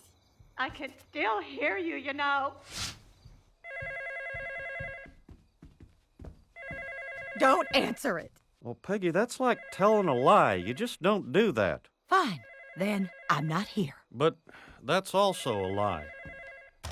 Hill residents, she's not here. Okay, Carolyn. Dang it. Did she think you were me? I do sound like a man, apparently. What are you talking about? Carolyn, my friend, is really a man who dresses up like a woman. Well, now hold on. That doesn't make any sense. And he thought that I was also a man dressed as a woman. But I am not. I am a woman who looks like a man. What? No, you're not. Then why is it that the only woman I can relate to is a man? And here I was feeling feminine for the first time in my life. I have never felt so ugly. Isn't this something you should be talking about with your girlfriends? You know, like that Carolyn. Hank, are you even listening to me?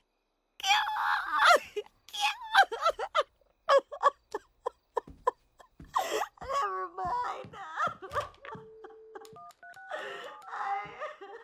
Hello, Carolyn. I was calling to get Jamie's number. Oh, he is? Oh, that'd be great. Hello, Jamie. Can I take your order? I'll have a normal orange juice, please. Make it normal. Okay, and which nutrient booster? No, I won't be needing any more nutrients. I'm having a steak later. Thanks for meeting me. I have to talk to you about something that I can't talk about with the guys. Sure, Hank. Shoot.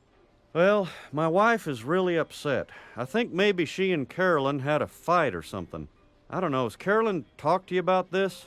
She has. And believe me, she adores Peggy. She thinks she's a model of femininity. Actually, she wishes she could be more like her. Well, Carolyn's one of the best girlfriends Peggy has ever had. You think maybe you could talk to Carolyn, see if they can't patch things up? Yes. She'll take care of this. Women need to work out their problems emotionally. Boy, I gotta hand it to you, Jamie. You sure do know a lot about women.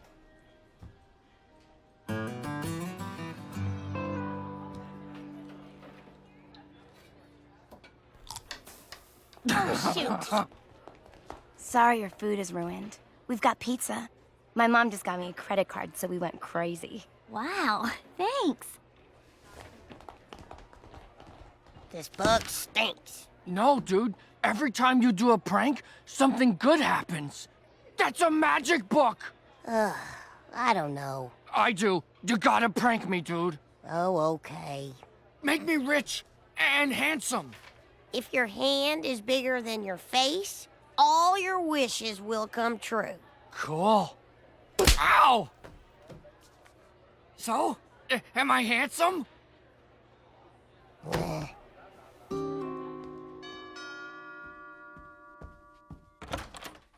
Oh, hello. Peggy, it's Carolyn. Peggy, stop right there. What do you want? I want you to drop that sad blanket and come with me. I need to show you something.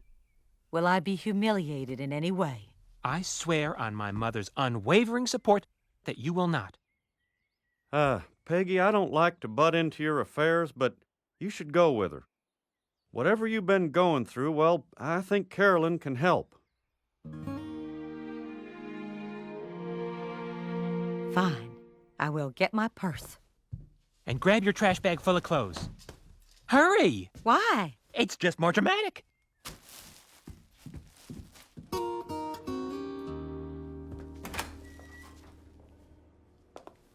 Have a seat, Peggy. Girls, this is Peggy Hill. She is the one responsible for that great tip about the lipstick and the one about the glasses. Look at me. I'm a girl again. Thank you. You're welcome. No, wait, Is this what I think it is? A denim vest with appliques on it? Oh, I want that. It's so Mandrell Sisters Variety Hour. I had a feeling your stuff would go quickly here. So this is why you brought me here? To show me that a bunch of men want my clothes? A bunch of men who want to look like women want your clothes. Uh-huh. But, come on, aren't you all more impressed by women who are fancier and daintier, girlier? Honey, wispy women are a dime a dozen. You said it, girl. Yeah, baby. Peggy, drag queens model themselves after strong, substantial, fearless women. Women who aren't afraid to wear purple gauchos and MC Hammer glasses. Women who only need one name to describe themselves, like Liza, Barbara, and Cher. You, my dear, are simply Peggy. Peggy. That does make sense. Girl, you are fierce. Deal with it. I have got to have these platform sneakers. They are yours. Okay, who's hoarding the turtlenecks? I know you got them.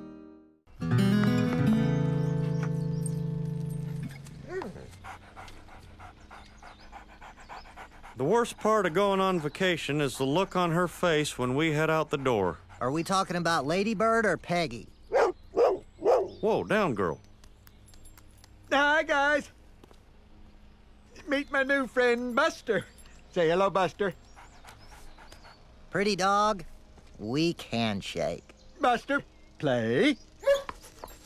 Boy, Bill, that is a magnificent animal. Yeah, I got him through a new military program where you adopt the pet of a GI while he's on his tour of duty. Well, all right, that's a great way to serve our country, supporting our enlisted men one dog at a time. Hey, I was just going to take Ladybird up to the lake. You and Buster want to come along? Sorry, Buster does his community service at the VFW today. Some of those old guys haven't felt the tongue on their face for years. Here, boy. Hey, Bill, can civilians get in on this, or is it just a perk for the armed forces? Anyone can do it. All you have to do is take a pledge to perform all functions necessary and possible for the animal's well-being. A pledge? Okay, now, we start here. 2 weeks from today, we drive 400 miles and catch a riverboat tour up the mighty Mississippi. Then it is on to Graceland in Memphis, and then to the Cowboys-Titans game in Nashville. And on the way back, we get to stop at Willis's famous barbecue where the ribs fall off the bone or your money back. Now, Bobby, Memphis to Nashville. That's a long stretch without a rest stop. I'm already training. I've had 4 glasses of water today. It's been 2 hours and 9 minutes, and I feel fine. Peggy, Bobby, great news. We can adopt the dog of a GI while he's on his tour of duty. I don't know, Hank, another dog? Not just any dog, the dog of a soldier. Come on, think about our patriotic duty. I'll take care of it, I promise. I'll do everything. You won't even know it's here. We are going on vacation in 2 weeks. We're gonna have to board Ladybird as it is. Don't worry, I told the military we can't take the dog until after we get back from our trip. Well, as long as it doesn't interfere with the vacation, I suppose it's All right. It's nice to see him so happy. A koozie? Since when are you so fancy all of a sudden? You too good for us now? Hey, guys. You are looking at a guy who has just been approved for the GI Foster Pet Program. Yay! Way to go, man. Do you know what kind of dog you're getting? No, but his name's Duke. You tell me a dog named Duke won't take a bullet for you. This is so amazing. He knew it was empty. Oh, how the mighty have fallen. We don't have to go through Oklahoma. Hill residents. This is Army Sergeant Williamson. We're going to need you to take possession of Duke between 0900 and 0915 tomorrow morning. What? But I thought I made it very clear that we didn't want Duke until after we got back from our vacation. Patriotism doesn't take a vacation, sir. This is the smallest bottle of Prel that I have ever seen. Check out the lotion. Dang it, I just used it all. I got a call from the armed forces. Duke is coming a little earlier than expected. Like tomorrow. But we're leaving in less than a week. You just call them back and tell them it's too early. Don't worry. I talked to the guy who owns the farm where Lady Bird is going to stay, and he says another dog would be no problem. Why do we need toilet seat covers? One word, Tennessee. They'll be here any second. Is everybody ready? You're wearing that? Dog, Hank. It's a dog. Car. Hey, Bill, my dog's about to be delivered. That's great! I just got a gift basket from my GI. Get this, he's a blue angel. He's the one that made France mad by flying under the Eiffel Tower. Oh, my God, they're here.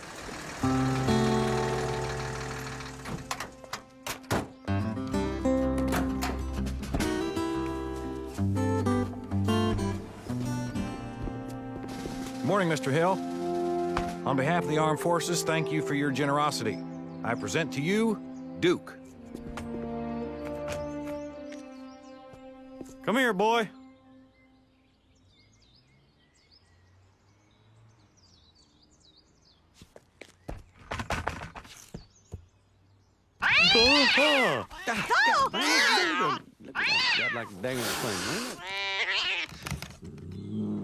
Hank, looks like that cat ate your dog.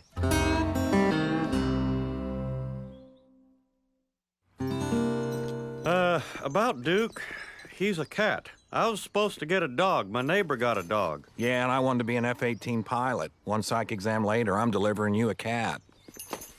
Oh, wait, I already have a dog, so a cat would be in danger. That would be treason, right? Sir, is this your signature here, sir? Yes. And is this your two-page addendum stating how it would be your honor to fulfill your patriotic duty? I believe you quoted the Star-Spangled Banner in its entirety. Huh.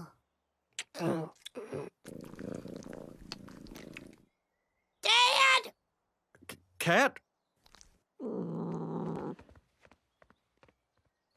Okay, this won't be so bad. I bet while we're gone, we can board Duke for just a few more dollars a day. Lovely. And in the meantime, where are we going to keep this? Well, Private Hennessy left us an information dossier we're supposed to follow. Let's see what he says. Mom, look out! Oh! Yep. Yep. Mm-hmm. No.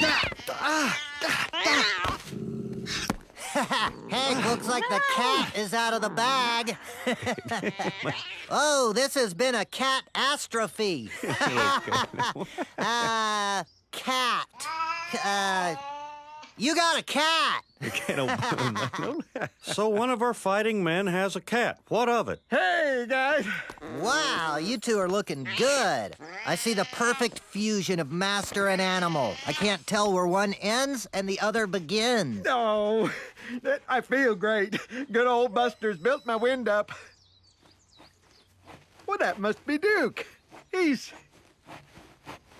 cute. Dang it, Bill. Why didn't you tell me you could get stuck with a cat in this program? Come on, Hank. Cats aren't so bad. One of Buster's best friends is a cat that does recon missions with a camera strapped to his back. Now, I don't think yours does that, though.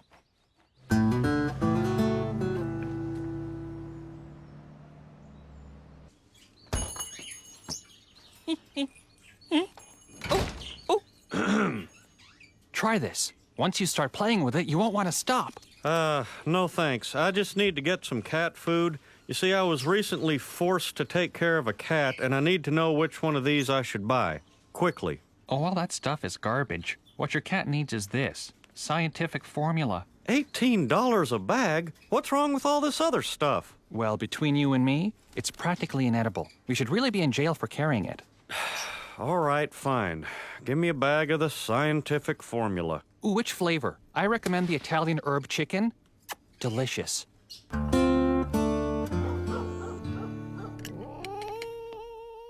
You think Private Hennessy enlisted just to get away from that thing? Oh, put it out of your mind, Hank. In a week, we'll be at Graceland. I wonder if they'll let us shoot a television. Oh, Hank! Bobby, get Duke off the dinner table. He just threw up. I don't want to touch him. Pick him up with a napkin. Do you want me to take him off the table or do you want me to eat my vegetables? Because I can't do both. Fine, I'll do it. Dang it! I hope you like the smell of a cranberry bog, because it is the only thing that counteracts the cat stink. Ugh, wave some of that stuff over here. Oh my God, the cat has soiled in my shoes. Where is he? He's in my room. If I stop petting him, he'll bite me. I've read that dossier cover to cover, and nowhere in it does it say anything about pooping in shoes. You know, I hate this cat, but there might actually be something wrong with him. Maybe you should take him to Dr. Yandell. I can't. If there are any problems, I'm supposed to take him to Dr. Leslie at the Vet Consortium. That place with the valet parking? Wait, we're not paying for this, are we? We have our vacation to think about. It's like having a bomb strapped to my lap. It's part of my commitment. I can't ask Duke's owner to take it out of his combat pay. I've got to go to the bathroom. Ow!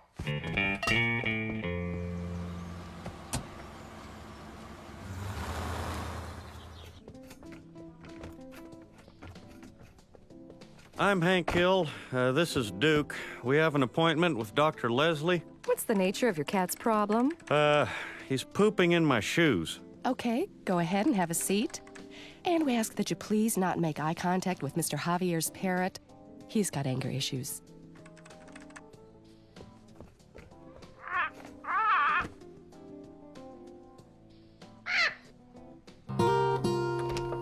Hello, you must be Duke's caregiver. I'm Dr. Leslie. How are you feeling today, Mr. Duke?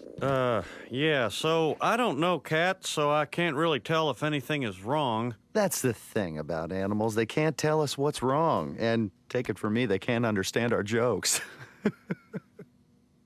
Why don't you gently restrain him so I can take some blood and check his vitals? Yeah, don't you have a strap or a clamp or something? If you prefer, you could lay on the examination table and hold Duke to your chest. Mm-hmm. Very good. Well, everything seems normal, Mr. Hill. Oh, great. Then I just need you to sign this Army form stating that, everything within reason has been done to ensure the proper health of said animal. Everything hasn't been done, Mr. Hill. Sure, Duke looks normal, but I did not spend 4 extra years specializing in small animal treatment to just look. I want to do some more tests on Duke to make sure we don't miss anything. EKG, MRI, maybe an iodine trace. Okay. First off, we're going to need to ensure that Duke has been getting the proper diet. I'm way ahead of you, Doctor. I already have him on the scientific formula. You can't feed that to a cat. Mr. Hill, Duke should only be eating Vet's brand. You're asking me to spend $57 on a bag of cat food? Well, we can't expect Duke to buy it on his salary. Do you see? Nothing. Okay, that's going to be $543. What?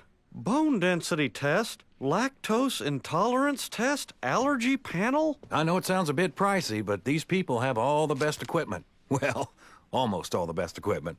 You never stop selling, do you, Tommy? You're in good hands. I don't have a pet, but I'd bring my son here if they'd let me. Listen, I can't afford this. I'm taking my family on vacation. I'm just doing this because I made a pledge to the Army. I don't even like cats.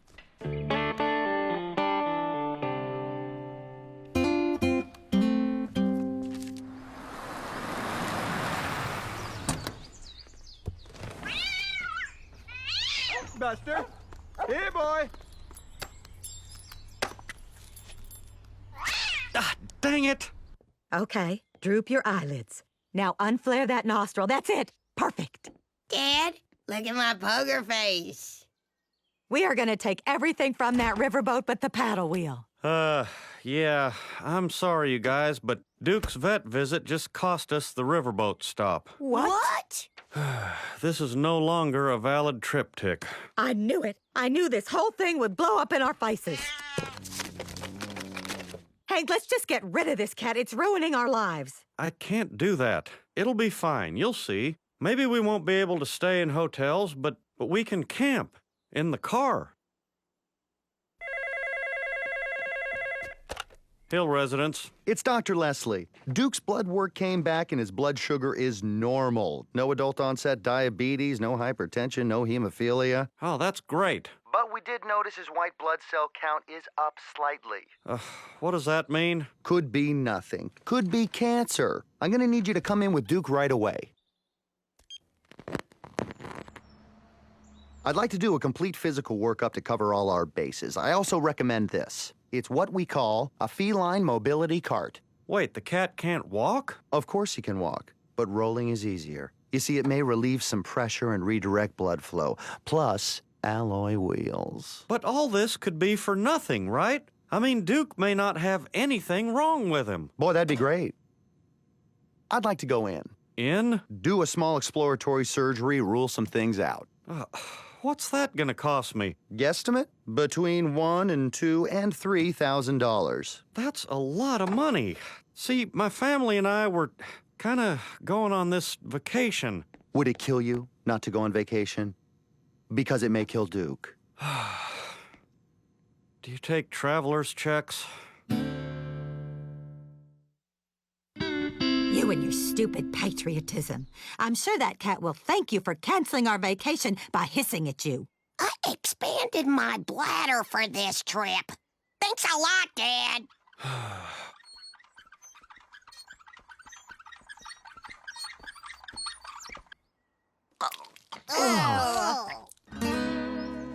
I can't believe what they want me to do to get Duke ready for surgery. To keep him sterile, I have to put on these little paper booties before he uses the litter box. Excuse me. I believe your dog left this toy in my yard. So sorry about that. He likes pretty ladies. Oh. Well, thank you. Here's my number in case any more of his toys go missing. Dad, Duke's wheels tracked poo all over my bed sheets.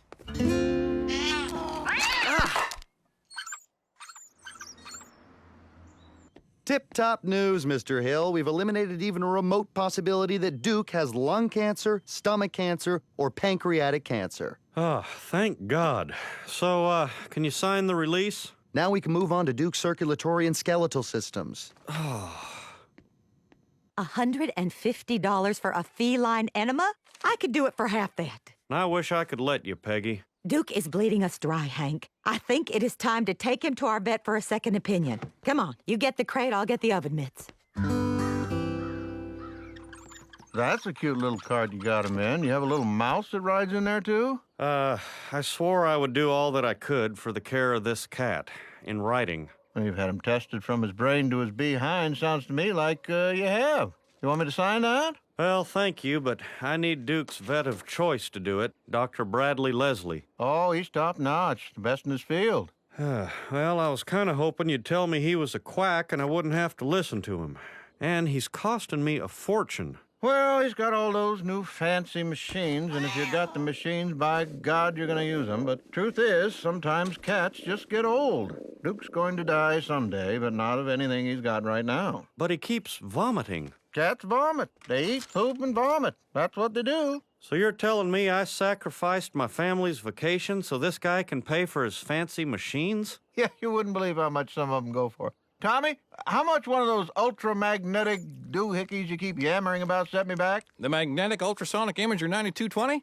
You don't want to know. It's so expensive, no one can make money on it. We only sold 2, one in Beverly Hills and one in Aspen. I could have one delivered within the week. So wait, that machine's even more expensive than the ones Dr. Leslie has? Oh, yeah. He's got 9210. That's a solid unit, but this baby's 7% more accurate, and it comes in chrome.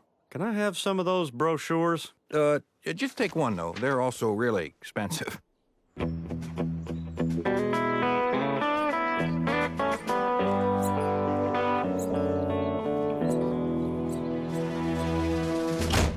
Mr. Hill, Teresa didn't tell me you had an appointment. I don't. Look, I just stopped by to tell you there will be no more surgeries or tests or anything else done to my cat. And I want you to sign this. There are still several more tests we can perform, Mr. Hill. You see, we have a responsibility to these creatures. Duke can't tell us he wants to live. Yeah, I know, and he can't joke around. But I bet if he could talk, he'd say he wants to be put through the magnetic ultrasonic imager. I've got one of those. 9220. Says here that the 9220 is 7% more accurate than the old 9210. Yes, but 7% more accuracy hardly justifies me spending that kind of money. I'd have to use a machine on pets and their owners to break even. It's just too expensive. Well, that seems like the kind of decision you'd want to leave to that woman and her bird, or that guy and whatever the hell that thing is. I'm sure they'd like to know you've been depriving them of the latest in full-body diagnostic testing. I wish I had enough of these pamphlets for everyone. Hey, I guess I could go out there and read it out loud. No, hold on a minute. That machine would bankrupt me. I've got to draw the line somewhere. We all have to draw the line somewhere. Is that 9220 something you should be using on Frank? You can keep that pen. It's from some company that makes Viagra for lizards. Works for snakes, too.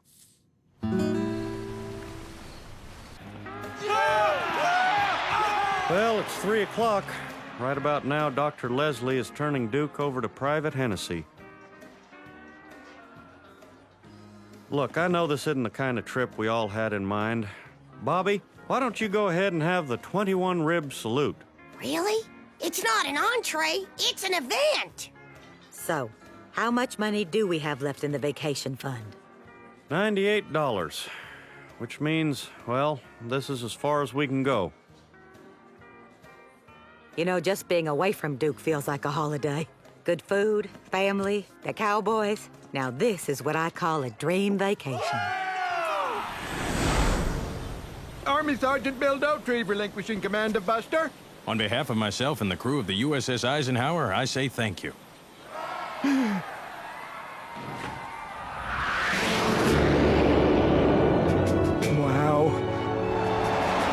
How you getting home, Sergeant? You ever pulled 2 G's? Don't worry, Buster will sit on your lap.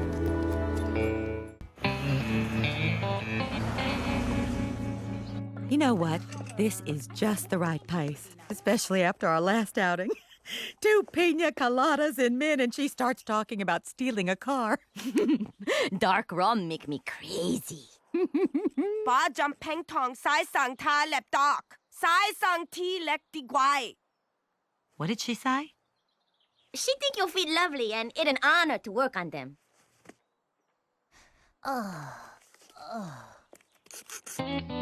Now, where in the heck did I park my... This way. My memory trick is usually fail-safe. When we got out of the car, I associated the parking section with William Shakespeare. So naturally, the car should be parked in 2B, unless I was thinking of not 2B. Will you look at those delinquents horsing around with those shopping carts? I bet they're... Oh, my God, it's Bobby. Bobby? Joseph. This is what you are doing in your after-school program? Program was shut down, dude. Budget cuts. So we're playing shopping cart chicken.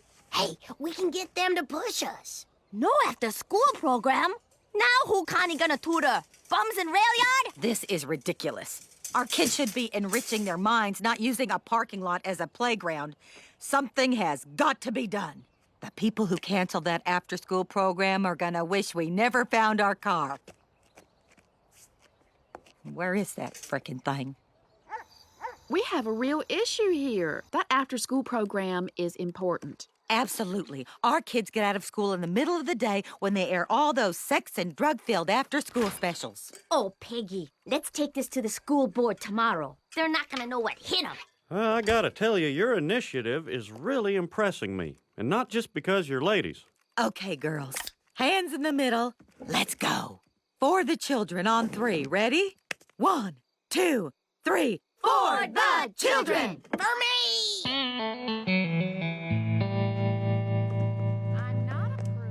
I bet this must be very exciting for you men. Where you're from, you probably didn't have the freedom to criticize your government.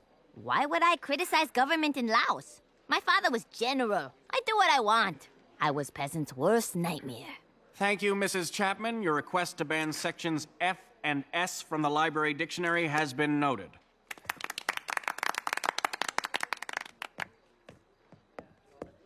Okay, everybody have their talking points. Yeah. Oh, one little thing though, Peggy Hill. Keep it short. Sometimes you go on and on and on. I find it charming, but you might lose other people. Good advice. And you probably should not call anyone hillbilly, or redneck, or dumb monkey. Check. Well, I guess that does it for tonight's meeting. Nice work. Excuse me. Peggy Hill and the Coalition to Save the After-School Program at Tom Landry. Sorry, Mrs. Hill, but these meetings last from 6 to 8, and it is now 8 o'clock. Oh, great. Now Connie gonna end up smashing carts like brain-dead delinquents. No offense. None taken. I wasn't even listening. Now, here's the game plan. We take things to the next level. New t-shirts? No. Sweatshirts? Not yet. What we have to do is get on the school board. There is a seat open and an election coming up. Do you really think we can win an election? I know we can. You know, the turnout in these things is always very low.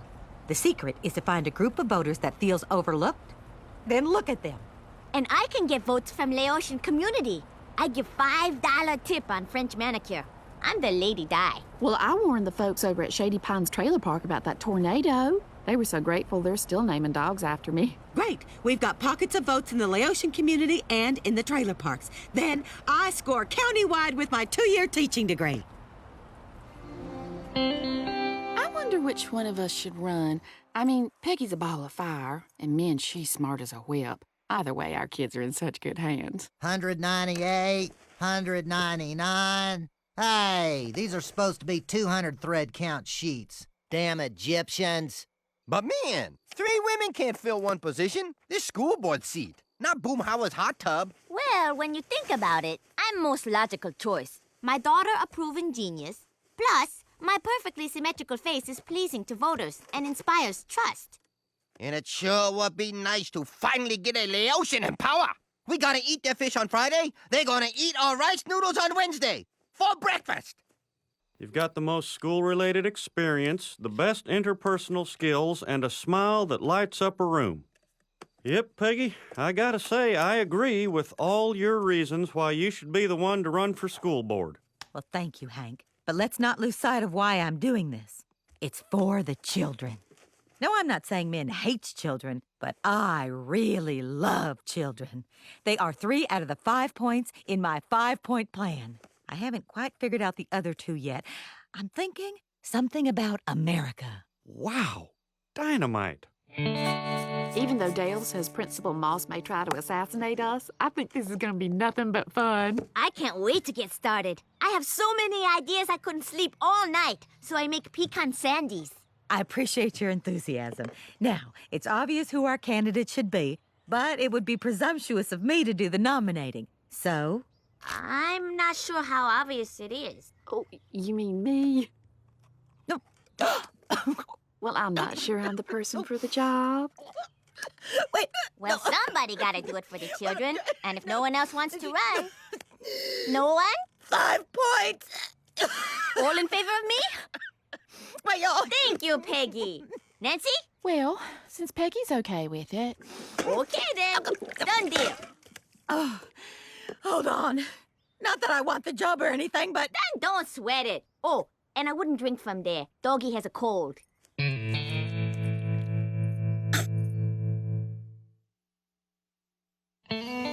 And I can't help but think that men did it on purpose. Those pecan sandies were astonishingly dry. Come on, Peggy, they're not shy people. If men wanted to choke you, she would have just reached over and done it with her hands. I will give her that. You know, Peggy, you could still be the power behind the scenes, just like that little fella in The Wizard of Oz. Yeah. You're right. And maybe next election, I can run another candidate. Then another. Before you know it, I'll be running the entire city from my bathtub.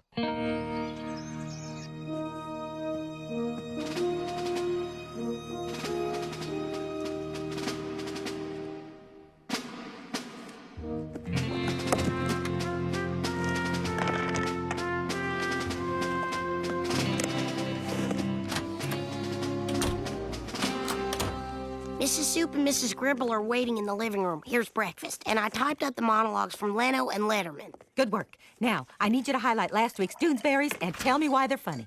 Peggy, are we out of butter? It's behind the cottage cheese. Behind the cottage cheese! Okay, people, I'm glad to see you're all here. Now, let's up. War room. Uh-huh. Uh-huh. Thank you. That was Bobby. He was testing the line. It works. Okay, first off, we're gonna need to make some signs. We're just about done making signs, Shug. Men to win. I don't get it. What not to get? I'm Min. I want to win. Maybe we should focus group that. Nope, no go. Women 18 to 45 will be turned off. Here's what we're gonna do. You know what would be a big help, Peggy Hill? Starbucks run. Oh, I'll have a Frappuccino. Bag of Madeleines. I'm all for men running for office, but she better not take my guns away. She's running for the school board. Then she better not take Joseph's guns away. Well, I'm not crazy about making holes in my lawn, but I guess it's for the children. You know, my lawn is already dead. Maybe we could put all the signs there. No offense, Bill, but this campaign is about hope. Oh, right. I'm not saying you have to use the moment of silence to pray. The kids who don't believe in God can just sit quietly and smirk about how they've got it all figured out. Thank you, Mrs. Chapman. The next question is for Min Souvnifton. Hello, everybody. And to my Laotian friends, Sabaidi. Yeah, you've been talking about keeping the after-school program going? I think I hear the sound of my property taxes going up. And you fat cats with your pie-in-the-sky programs and your free prescription drugs? No. That's not me. I do not want to increase taxes. Yeah, sure, you'd love it. No. You're not listening, Jethro. This is ugly. Someone has to stop the bleeding. What my candidate is trying to say is that we will cut the fat and leave the muscle. I know what I'm trying to say. It's what I just say. Please bear with my candidate. Obviously, English is not her first language. But how about a hand for her courage? You crazy? Get out of here. The thing to remember, people, is that you are not gonna have to tighten your belts because we are gonna fix the pants. Give me that. You need me. Fix the pants! Can I ask the candidate a question? What are you going to do to raise educational standards? Without raising taxes. Fat cats! Let's see how you handle this one. We all concerned about educational standards. And I tell you where the problem is. The teachers. Did you know our school system require only 2-year degree to be substitute teacher? Is that true? So you want to know how I raise standards without raising taxes? I tell you after I look into your hearts and you look into mine. No teacher, full-time or substitute, can teach our kids without having a 4-year college degree. That's exactly what I needed to hear. Wait, I only have a 2-year degree. What? Hands! Children! America! She's taking teaching away from me. That's my life. How dare she? I groomed her, I taught her everything, and she has the nerve to stab me in the back. That is just not done in politics, Hank. There's no way I'm going back to college. I'm a teacher. I'm done learning. Can you believe that woman? I'm real sorry what happened to you, Shug. But the important thing is to keep the after-school program alive, right? The what? Oh, yeah, of course. For the children. But can we really trust men to deliver? I mean, come on, this is a woman who makes dumb blonde jokes behind your back. Min makes dumb blonde jokes behind my back? Hey, don't drag me into your little cat fight. I just came over to save the after-school program. Oh, that witch. Here's what I'm thinking. We dig up some dirt on men, and you do an expose on the local news. Then, after her support is totally gone, I jump into the race and give that freaking dog the beating of her life! Well, I don't know. That kind of reporting isn't really my arena. Nancy, how much longer do you think you can milk this sexy weather girl act? 2, 3, 2 years tops? This is your chance to be taken seriously. get on the air and deliver the biggest news flash of your career. Peggy Hill is running for school board.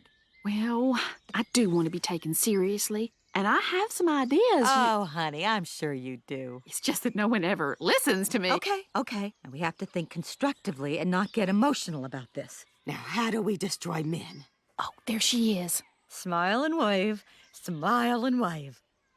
I bury you.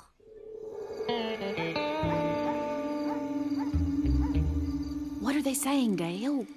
Con is asking men to pass the potatoes. Oh, come on. I need something juicier than that. I tried to slip in their house as a paper boy, but Mr. Supernewsome phone recognized me. But I grabbed their garbage. Look who's too good to hang on to a Sizzler coupon.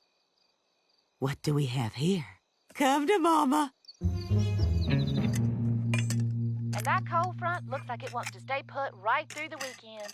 So while there might be a spring in your step, there's none in the forecast. Muy bien, Nancy. Just how much fun is a barrel of monkeys? Well, 2 radio DJs. And Miguel, here's some advice on the upcoming school board election. I'd think again if you're planning on voting for Men's Super Newsom Phone. I don't think these are the kinds of pay-per-view programs that a friend of the children should be watching. Ah! I told you, Min, but no. You just had to see Hobo's boxing. Oh, yeah. Fortunately, there is an alternative. I know someone who'd be perfect for the job. She's a dedicated parent. She's smart, and she's more than just a pretty face. She's me, Nancy Hicks Gribble. Pick Hicks. What? And if elected, I promise to turn Arlen School into... Wait! I'm running too! Peggy Hill for school board! Hey, ow. Will you let these are my people? They want to hear me speak! Arlen!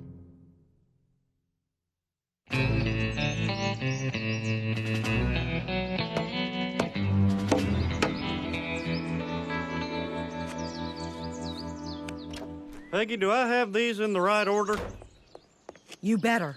Here comes someone. Big smiles. Oh, it's only Con. Ow. Go to hell! Phase 2 complete.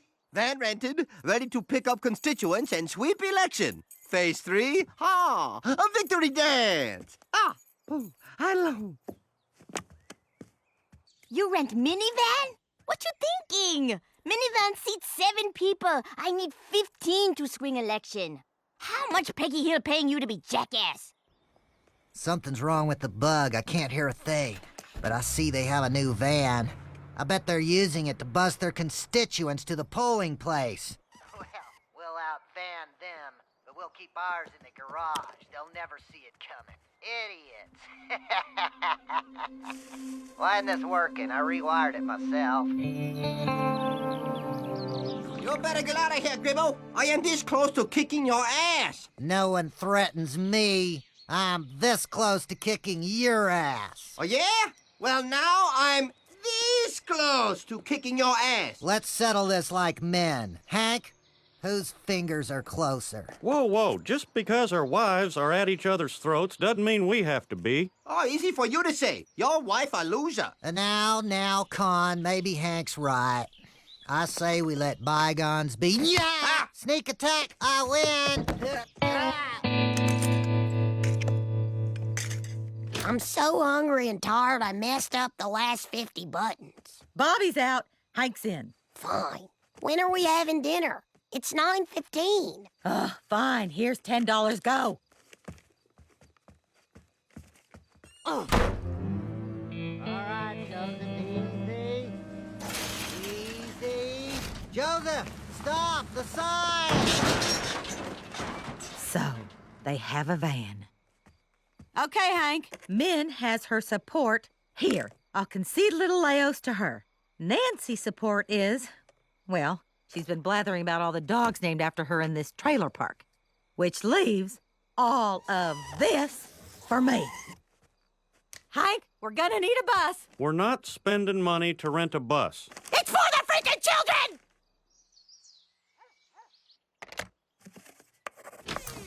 Hank, the phone pole numbers are not good. The projections show Nancy with 4 votes, Min also with 4 votes, and Peggy Hill, 0. Now, I could increase my margin of error to 5 votes, but even then, I am just winning by the skin of my teeth. Well, when people see that flyer you put in the penny saver... That doesn't come out until after Election Day. Now, I need to motivate my base, the hardcore constituents who would fight and die for me. Hank, you have to make me a base. Call your customers. I don't really think I should mix politics and propane. People's passions run pretty high about both those. Hank, I cannot allow myself to be beaten by Nancy or Min. I could never show my face in this neighborhood again. I know, but with your numbers being 0 and all, maybe you should just prepare a concession speech. What? You want me to concede to those two? Hank, you're out. Peggy, you're in. I'm no weather bimbo, but forecast looking cloudy for you to win. Just because I'm beautiful doesn't mean I'm harmless, Shug. Have you ever wondered what happened to the weathercaster before me? It's the voting van. Yes, the voting van is here. It's the voting van to take you to the polling place. So let's all get on the van right now and vote for Nancy Hicks Gribble for school board. Hey there, friend. Yeah. Oh, I'm here for the voters. Voting truck already done come and took 'em. But I'm the one who was supposed to have done come and took 'em. Hang on there, mister. I want to talk to you about that fancy hat you got on your head there. But I don't want to talk about my fancy hat.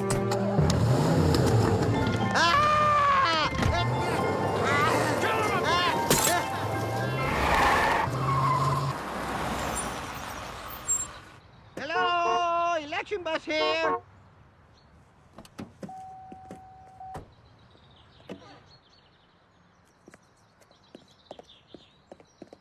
Somebody!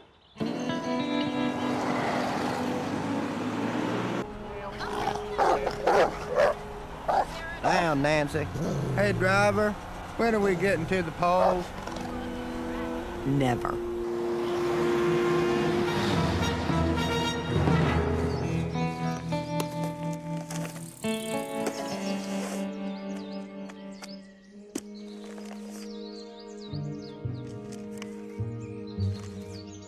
I cannot believe we lost that Chapman loony.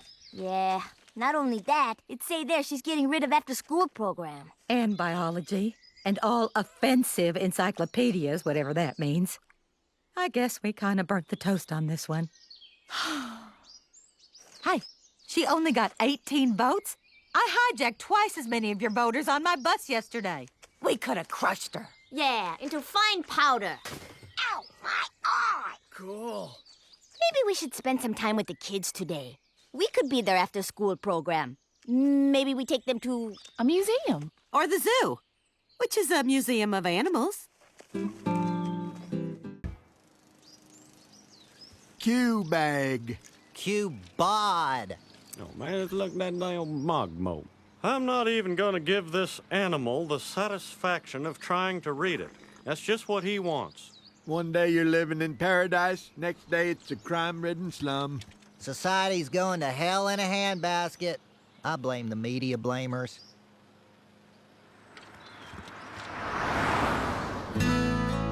And one more thing, people. K107 is sponsoring this year's science fair, which will now be known as Rock the Science. The winner gets to present their findings to Easy Ed and the Chicken Boy. Dude, you want to be my partner for the science fair? I found a dead bird in my backyard we could probably do something with. Thanks, Joseph, but I'd like to increase my chances of winning and decrease my chances of working. Hey, Connie, want to be my science partner? That'd be great! I've got about 50 awesome ideas. 57 if we're allowed to use radium. I'll email them to you tonight. Why are you trying to get back together with her? What? I'm not. It's just a science project. It's not like we're in a play together. Dude, she might be thinking something else. When she walked out of that room, she looked back at you. I think you've been reading too many of your dad's romance novels. Why else would the smartest girl in class want to work with you? You made sun tea for last year's science project.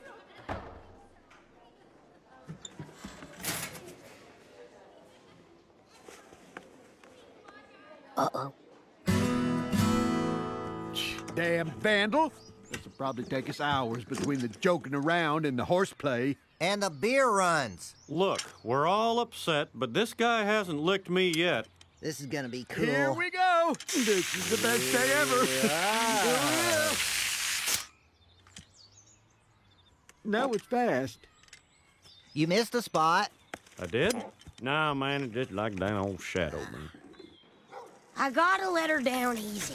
Normally, I'd start with a joke, but that's how she fell for me in the first place. You know what might soften the blow? Tell her I've always been into her.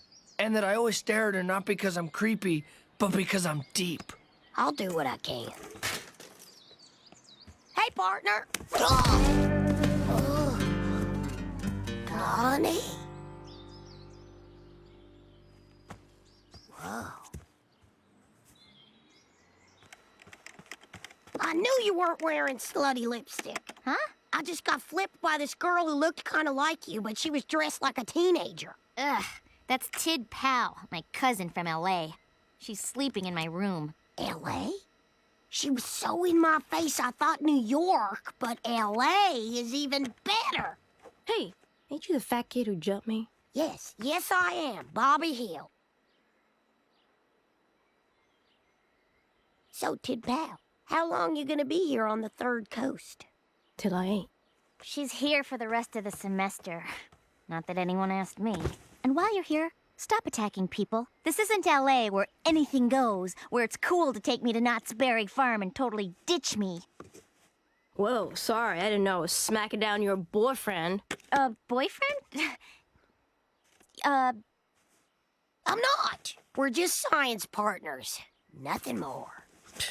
Peace. Catch you later. Catch you later's still a cool phrase, isn't it? I mean, have you ever used it? No. Okay, phew. Everybody, we have a new student, Tid Powell. Now, I know there are a number of ways we can make fun of her name, like Kung Pao, or I suppose Tid Poo, so let's have none of that. So, do you enjoy exploring the mysterious world of science? Do you? Yes? Did you see how she turned it around on him? Okay, Tid Powell will need a partner for the science fair. I assume Joseph is available. I don't want Tid Powell. I want Connie. You want Tid Powell. That whole family is hot. We could do something with photosynthesis, but that's not very sexy. And of course, mitochondrial cell swapping has been done to death. Connie, I think we should switch partners. What? You asked me to be your partner and now you're blowing me off? Great. Fine. You and Joseph have fun. So what's it gonna be? Paper airplanes? How a rock works? Actually, I want to work with Tid Powell. But she's just a stuck-up wise-ass who wears too much makeup. And the real reason her parents made her leave L.A. is because her grades are slipping. That's right, slipping. So she's not book smart. She gets an A in cool. Hi, science partner. You want to see my dead bird? Man, I hate it here. I just want to come home. Too soon, Q-Bag. Know what I'm saying? The Alvera Street Queen's still going off about that kilo you stole. Yo, just stay away, yo. Yeah, maybe I should give back what I took from them. Where you gonna cop that much meth? You don't know any dealers down there. I guess I'll have to cook it up myself. I just gotta get a hold of the equipment. You better be careful, girl. People probably got their eye on you. No sweat. I can con one of these inbred hicks to do my dirty work for me. Hi. Hold on. Yo, Cleo, that hot dude from next door is here. Call you back. Will you be my science fair partner? Science partners, huh? Sounds cool. All right. I mean, sub. See? I was right. It's Q-Bag. There's the Q, and that's clearly bag. Gentlemen, I believe I've solved our graffiti problem. We build a protective razor wire top fence around our existing fence. Dang it, Dale. That's genius. Indeed. I will use a salami to simulate what this stuff will do to a vandal's arm.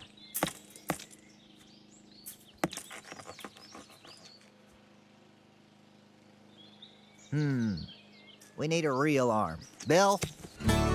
Hey, Tid Pal. I've been, jamming on some science fair ideas. I've got some notions involving goggles and some kind of beaker. Why don't we get together tonight for a brainstorming session? See where it takes us. Don't worry about it. I already got an idea. Awesome. I'll pick you up at 7.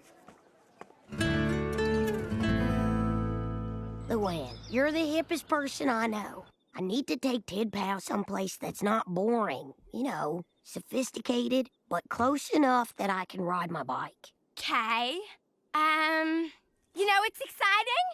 That place where you bet on which chicken is madder. I could not help overhearing, and I cannot help making some suggestions. Here's what to do. The Pioneer Women's Museum. Mom, I'm looking for cool, not lame. Lame? Well, maybe, if you think it's lame to spend an evening with costumes and artifacts used by our foremothers. I bet you thought we were too hick to have sushi in Arlen. And a year ago, you would have been right. Salmon's almost defrosted, so it'll be just a sec. Your fries are ready, though. Yo, man, this tuna's from a can. That's how I got it, Carl. Maybe we should go roller skating. My mother clipped a coupon for me. Oh no, they're after us. This is crap, isn't it? Crappiest.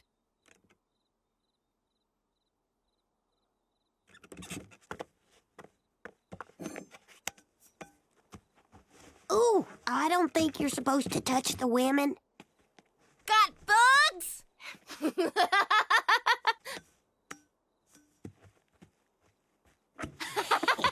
I think the cow wants to milk Grandma. You know what we should do for our project? Find out how boys like Bobby could possibly be interested in some street trash like Tid Pal. You know, if you're tired, you could crash here. Oh, Joseph, I really don't want to get into this again. Joseph, don't forget to do the yawn and stretch.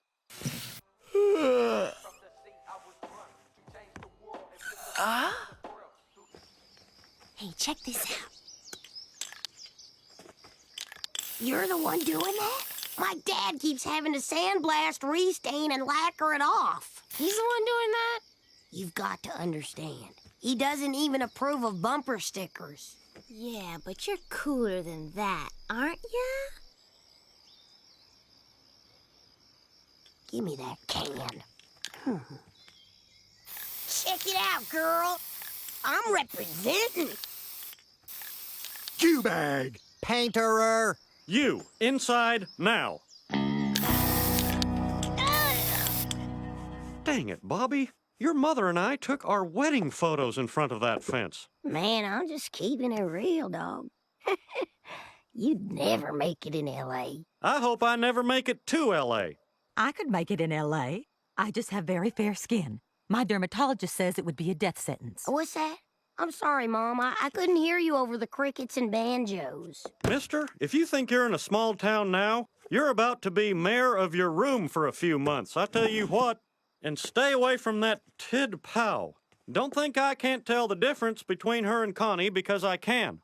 I swear to your father, I keep you out of trouble. And now you get mixed up with Bobby Hill. What is it with you beautiful Asian girls and that stupid redneck boy? Why so self-destructive? Low self-esteem? Long distance. You use calling card? Of course not. Yo. Yeah, the stuff will be ready by next week. I just gotta sell it, then book it back to Cali. I'll bring you a little extra for your birthday. Aww. Clear your calendars, open cockpit biplane fans. This weekend is the dedication of Arlen Airfield's new windsock.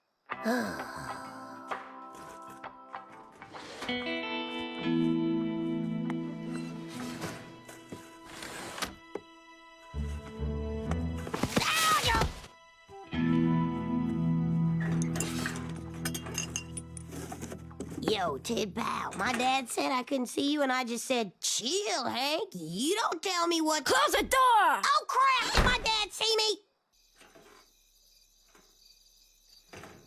Whoa, my dad said that you're a bad influence, and here you got half our science fair project done. What are we making? It's a candy machine. All right! Hard candy, chewy candy, sticky candy, gummy candy. Just candy. Interesting. Interesting. So what's the filling? Caramel, nougat, nuts, jelly? You ready to help me? Anything, partner. Yo, your dad works at a propane place, right? Yeah, I'm gonna need like 4 tanks. I don't know. As soon as I ask him, he'll want to know what it's for, and when your name comes up, no go. Then don't ask him. But...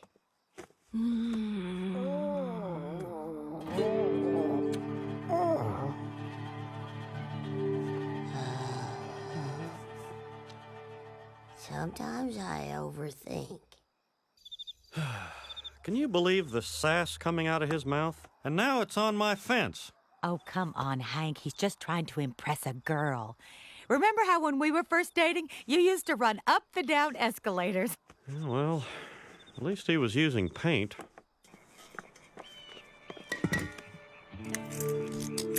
This is your dad's job? This place stinks. Yeah, you think that's bad? You should get a whiff of his overalls. Most of his customers pay him in manure. We're gonna need 2 more tanks. But these were the only little ones outside. So get some from inside. You've already jacked his keychain. What's the biggie? Oh.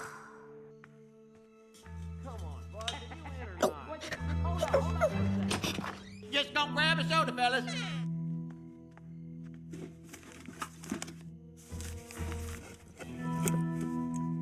Okay, boys, here me and I'm ready to go.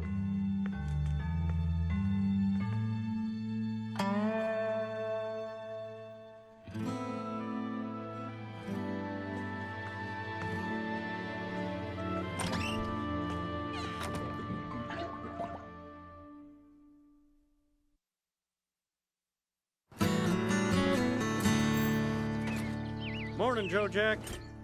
Morning, Enrique. Morning, darling.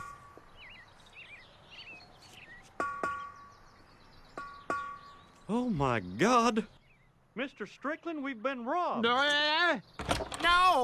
it all got spent on coffee yesterday. Honest. What the hell is going on in this town? First, kids are spray painting fences. Now someone is stealing propane. I can understand wanting propane so bad you could steal it, but to actually go through with it? What kind of sicko would do that? Well, the propane is under my watch, so it's coming out of my pay. I was thinking maybe we can sell our first batch of candy and use the money to repay my dad. Also, I was thinking we could call them Bobby Ruths. Forget that. I need you to jack us some cough syrup, yo. You know, to finish our project. More stealing? Yeah, we got heavy into that in the 6th grade. It's kind of played out. Now we're into asking our parents for the money and explaining what it's for. Yeah, that's what's cool now. Come on, Q Bob. I got $5. We can go buy a bottle of children's cherry. Man, you are so weak.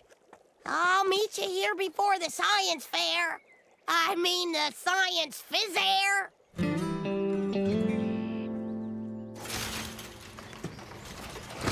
Check out this machine we made.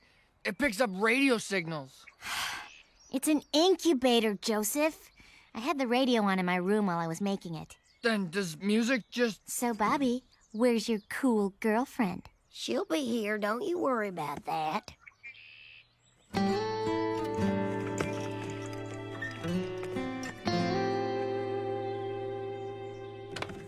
Mom, the science fair's today. I need some cough syrup. Are you trying to play sick? Because I will have a thermometer in you before you can sit down. No, I want to go to school and win that science fair. And when I come home, the only thing I'm putting on Dad's fence is a blue ribbon.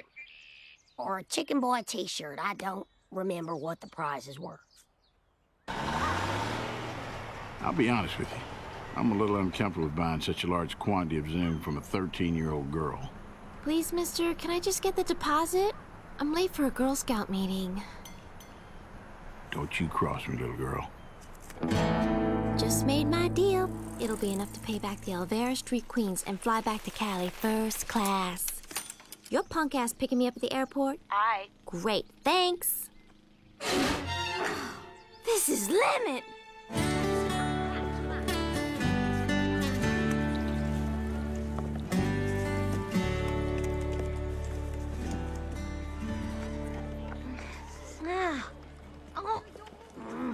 You brought it here? God, you are one dumbass pig farmer. What are you yelling at me for? I'm the one here rocking the science. Now, if you're ready to make some candy, hand me that brake fluid.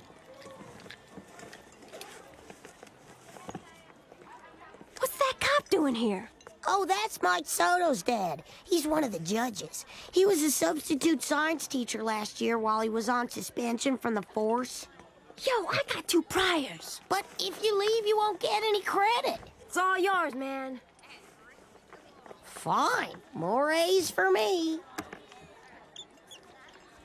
I think somebody already did your project. Oh, yeah, it's right over there. The vending machine. That the best dig you got? Maybe you need to invent a trash-talking machine.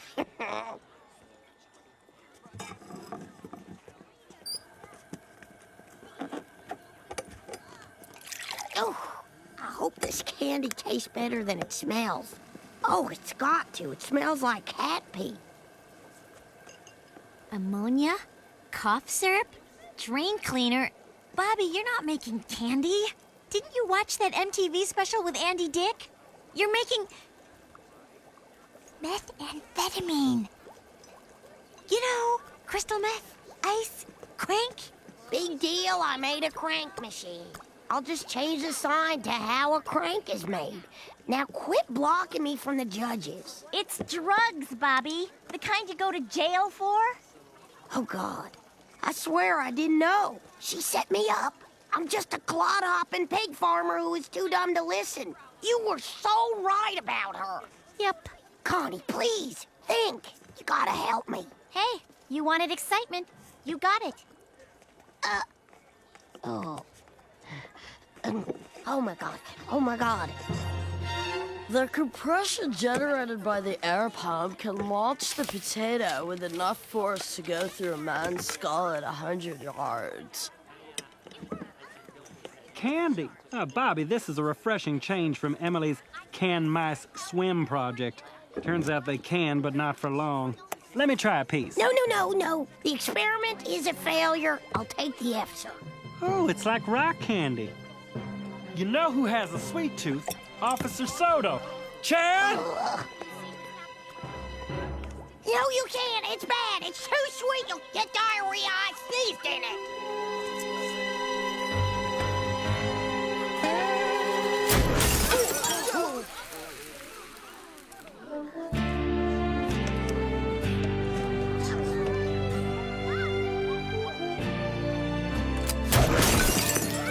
What the heck is wrong with you? It was an accident. Prove it wasn't, yo.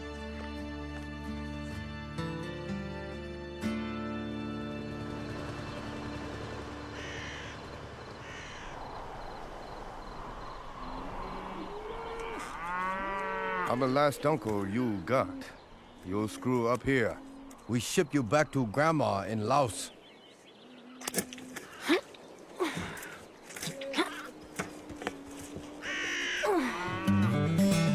The fatty tuna smells a little funny, but it all smells kind of funny to me.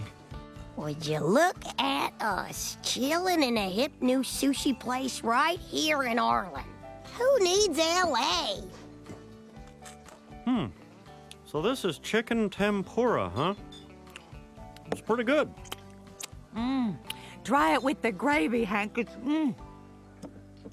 Don't worry, got though. Previously on King of the Hill. And now Megalomart has propane and Propane at Megalomart? I gotta let you go. You're firing me? You don't have to take the test now. I gave the job to somebody else. How you doing, Arlen? Are you ready to soft rock? I'm breaking up with you. Huh?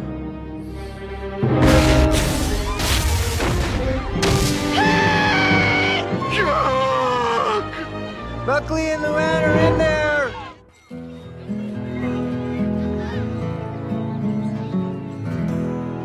Hey, we must be getting old, Connie.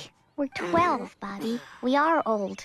We've got to figure out what we're going to do with our lives. I'm gonna go to college and study prop cometry. I can't decide between being a concert violinist or leading the fight against the overuse of antibiotics. Be a violinist.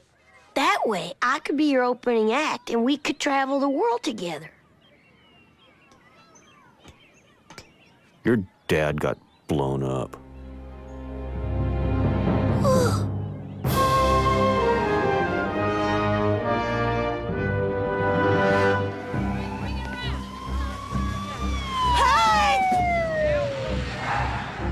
Please, someone help me, Hank! My husband is in there. He had to take this job because nobody else would hire him. We're doing everything we can, Mrs. Mangione. I got 2.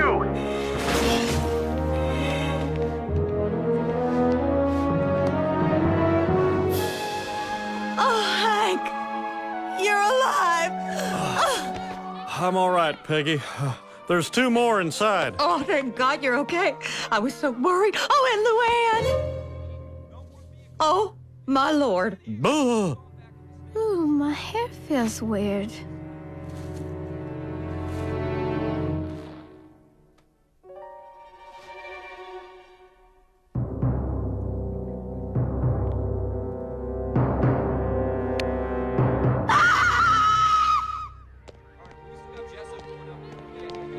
I don't feel so good.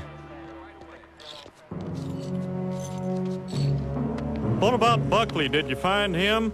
I'm sorry, sir, but so far it appears that there were no other survivors. Oh, my God. I'm bald! What's taking them so long? When do I get to see Dad? Your father and Luann will be out soon, honey. Oh, Bobby, that is not a mint. All right, let's go home. Dad, you're all right. Is there any permanent damage? No damage, no scratches, no dents, no dings. Bobby, what do you say we go hit the batting cages? Okay. Well, Hank, slow down. You almost died today. Well, that's the good thing about death. You either die or you don't. I didn't, so let's go hit some balls. Hank, are you sure you're okay? Oh, careful, everyone. Now, Luann is going to look different, maybe even hypnotically grotesque, but do not stare.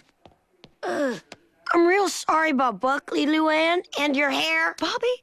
Luann, honey, it'll be fine. We will just cover it up with makeup and it'll be fine. No, Aunt Peggy. I'm not going to use hair and makeups anymore. I learned something from that explosion. Beauty doesn't last forever. It can be blown off your head. Oh, Hank, you poor thing. You shouldn't be standing after your accident. I'm fine. It's no big deal. Buildings explode. That's what they do. Can we please talk about something else? Bill, you're in favor of a flat tax. You haven't said a word about it. Did you happen to see Buckley or any part whom of attempting to flee the scene of the, quote, accident? Dale, the boy is no more. All they found left of him was his name tag. Well, that's all he wanted them to find. Classic cover-up. That boy's no deader than Mother Teresa. Hey, old girl. Strickland's back in business. Get ready to pump propane tomorrow. Right, sir. I might be a little late. I don't know if I gave Megalomart my notice. Oh, I think you gave your notice, Nitro. I had nothing to do with that explosion, which hasn't affected me in any way.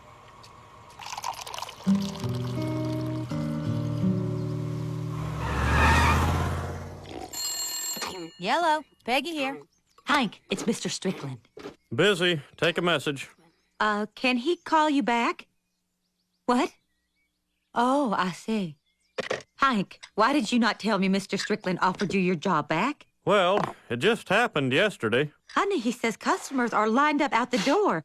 Peggy, I am in the middle of decrumbing the toaster. Save the crumbs. Luann, honey, look, it's 2 of your old friends, the Manger Babies. Sock puppets are for babies. In the real world, beauty fades and penguins die a cold, horrible death. So, you're not going back to beauty school then? I'm tired of making the world look pretty. I want to show the world for what it is. With photojournalism. Photojournalism. Well, that's something. Look at these pictures of hungry children. Why is the CNN logo in the corner? Oh, this is just a picture of the TV, Luann. Oh, it's nice to be smart, Aunt Peggy. Smart and well-fed. Find the body yet, Quincy? We have some remains that we're analyzing. You needn't concern yourself. Oh, I needn't, shouldn't I? And maybe I should not know that all Megalomart employees have a $5,000 insurance policy. That's nonsense. This is a very straightforward investigation. That's what they want you to think. Sir, we are they.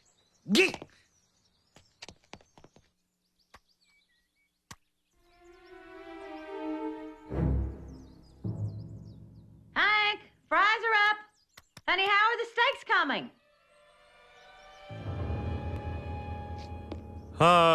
Still tenderizing. Don't want to rush them. You have been pounding the bejesus out of that beef since noon. Throw it on the grill. Let's go.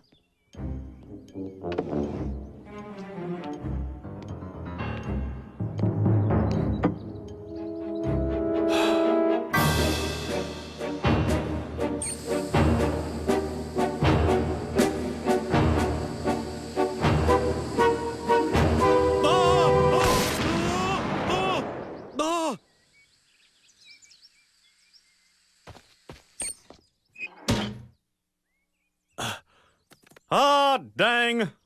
What's wrong? I lost the steaks. Huh?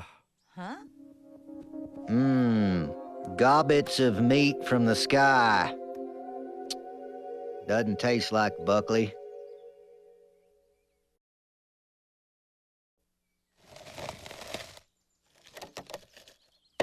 Oh, Hank, they need your help at Buckley's Wake, manning the grill. What? Grill? Is it propane? Of course it's propane, Hank. They're not Unitarians. Well, I wouldn't feel right. I barely knew Buckley. Wake grilling is something you do for a blood relative or a close friend. Now, when Bill dies, maybe. Oh, honey, what a pretty outfit for a funeral. Now, before we go, you might want to open this. Your friends from the Beauty Academy dropped it off. Sorry for your loss. You had beautiful hair. They made me a wig. We made you a wig. They made me a wig. Throw it out. Okay, well, you just go ahead and grieve any way that you want. Red Book says losing a boyfriend is the 4th most painful loss, right between grandmother and penis. Oh, I'm not grieving. I broke up with Buckley seconds before the explosion, and I never looked back. That's why I still have my eyebrows.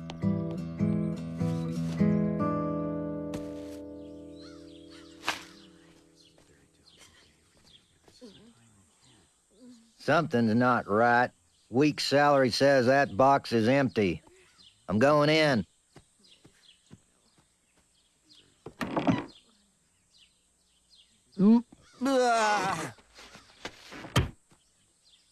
Oh, didn't think I'd see you here. Guilty conscience, huh? Why would I have a guilty conscience? I did not blow up the Megalomart. Oh, good. I'm glad you said that, Hank. I'm wearing the wire for an unrelated matter. So, when can I expect you back? After an appropriate period of grieving, sir. Buckley was practically a son to me.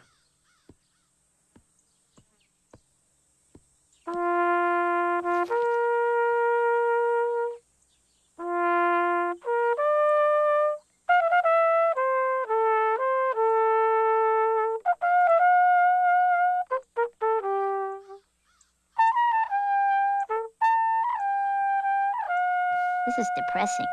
You want to go play in the cemetery? Okay. The passing of Buckley is a great loss and a sad occasion. Would anyone care to come up and say a few words about Buckley? I guess y'all expect me to cry for Buckley. But I am not, because there are a lot more important things to cry about. This is a picture of what a hungry Irish child looks like. Fight the occupation! Fight the occupation!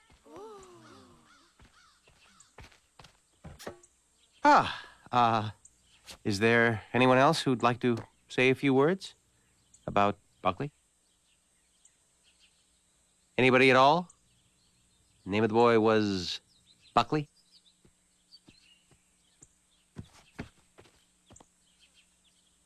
At first, I didn't much like Buckley, I admit. But then I saw how much he pissed off my neighbor, Mr. Hank Hill, and I decided to seek out this Buckley fellow, get to know him. I grew to love that boy. Now that he's gone, I feel a big hole in my life. I think we all do. Is a world without Buckley a world we want to live in? As a Buddhist, of course, I get comfort from a story. I don't have to tell you how much Buddhists like a story.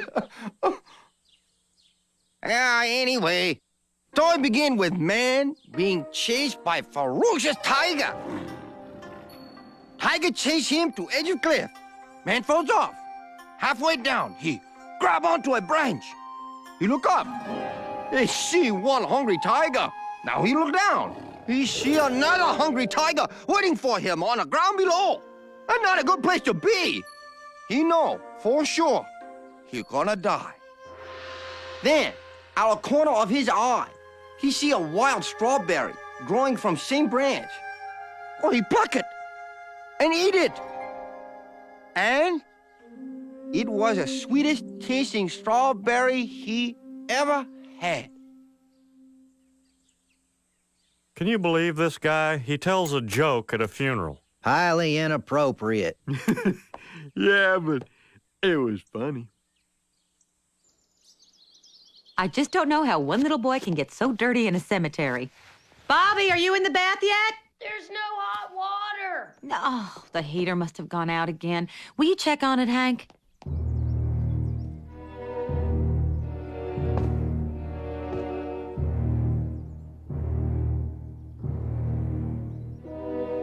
So, is it lit?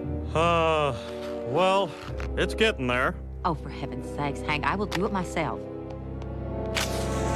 No! Ah! Hank, what is wrong with you? You won't go to work, you declined an opportunity to grill, and now this?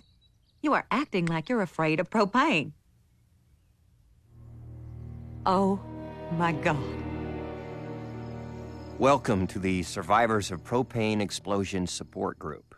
Let's start with Chuck. Ever since the explosion, every song I play sounds like Feels So Good. Maybe that's because it does feel so good to be alive. No, that's not it. Mr. Hill, tell us how you're dealing with your grief. Nothing much to talk about. I was in a propane explosion, and now I'm afraid of propane. Next person? Do you think he needs shock treatment? Perhaps. Sounds to me that what you're really afraid of is your own death. What? Nobody's afraid of death. That's crazy.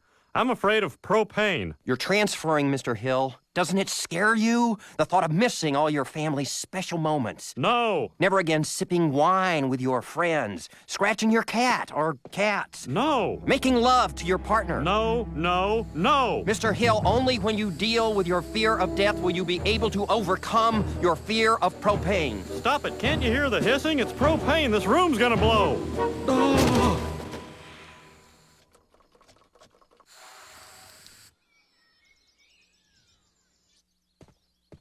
Here.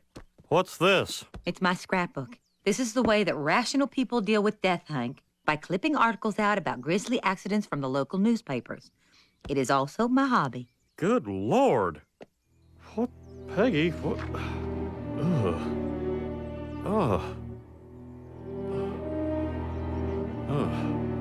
Wow. They beat the Aggies, but they could not beat that train. Y'all ever think about death?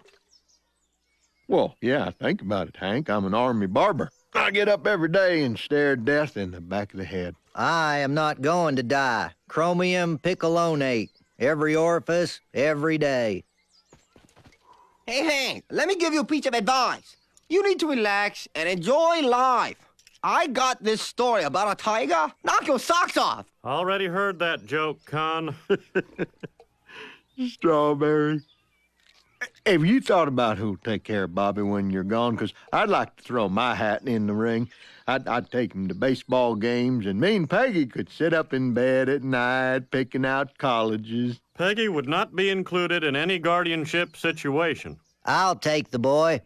The Widow Hill is on her own. You got a deal. All right. Don't shake his hand. Let go of that. I'm not saying Bobby goes to either of you.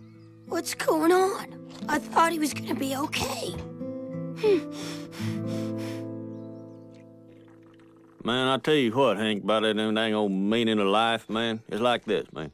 You like a butterfly flapping his wings deep down in the forest, man. They're gonna cause a tree fall like 5,000 miles away, man. And ain't nobody see it, nobody don't even happen. You know, the baby's born into this world, and they don't got dang friends and got nothing but to go come in and find out all about them, no evil, man. Man, see, like, you don't even know, man. It's like you're born into this world, man. And you got it's like this, man, the dust in the wind, man. Or like the dang old candle in the wind, man. It don't matter, man. It's all the old oldies, old time. You know what I think, man? Like them dang old, I think, therefore you are, man. Well, that's what we tell ourselves, isn't it, Boomhauer? All right, I can do this.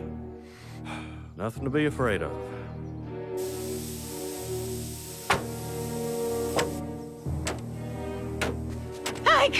Hank, I can't find Bobby. Connie says he ran away and he's already beyond the tri-yard area.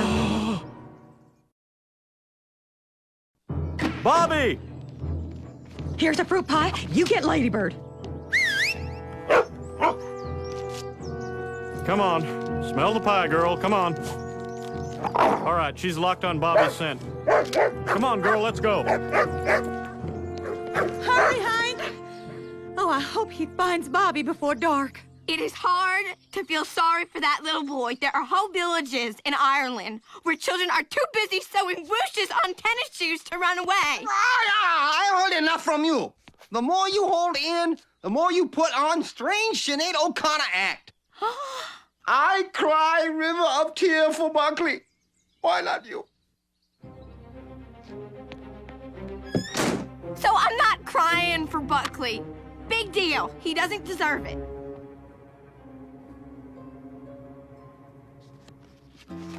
Hey, so for your birthday, I wanted to get you those earrings you like, but I'm kind of tapped out, so here's some CDs I don't listen to anymore. Later, Buckley.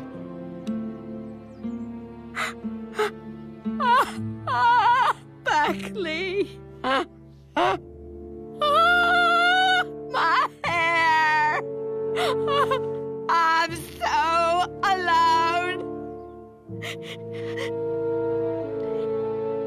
Yeah. No, you're not. You're right as rain, what? And such a pretty young thing as well. But I don't want to look pretty anymore. That's just rubbish. Every girl wants to look pretty, right, Hal? Why don't you try on that lovely wig? Oh, how do I look? Oh, let's say it off again.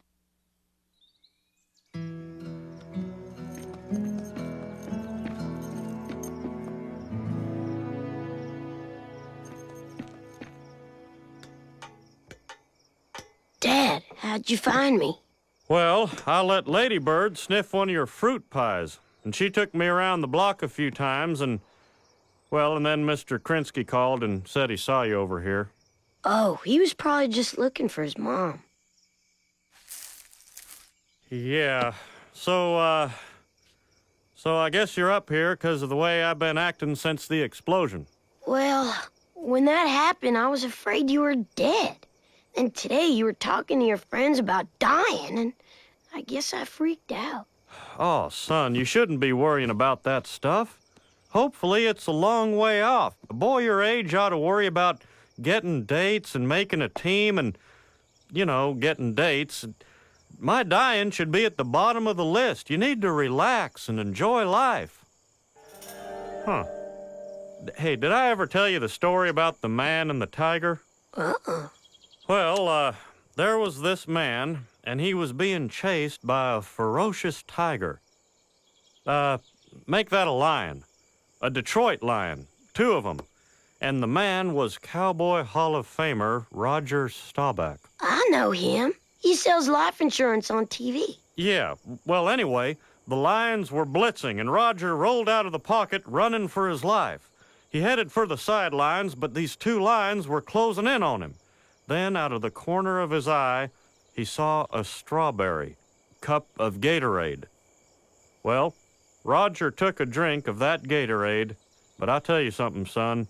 It was the sweetest sip of Gatorade Roger ever tasted.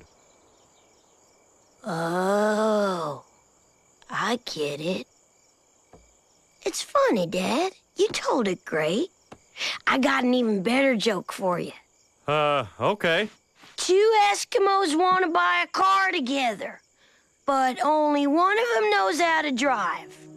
So they take a bus to the car store, and they bring their money with them. Oh, did I say they were trading in their dog sled? No. Good, because that's the punchline. So, the money melts, because it's a snowball.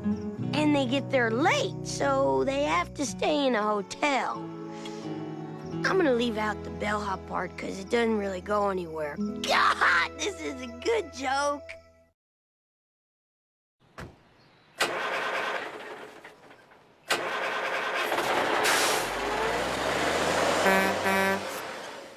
Hank, look out, it's gonna blow. Very funny. Hey, Hank, you got a light? That's a real good one for the 15th time. Help, honey. My arm's been blown off by propane. Ha ha, Joe Jack. Seriously, baby. Thanks for blowing up the Megalomart. I didn't blow it up.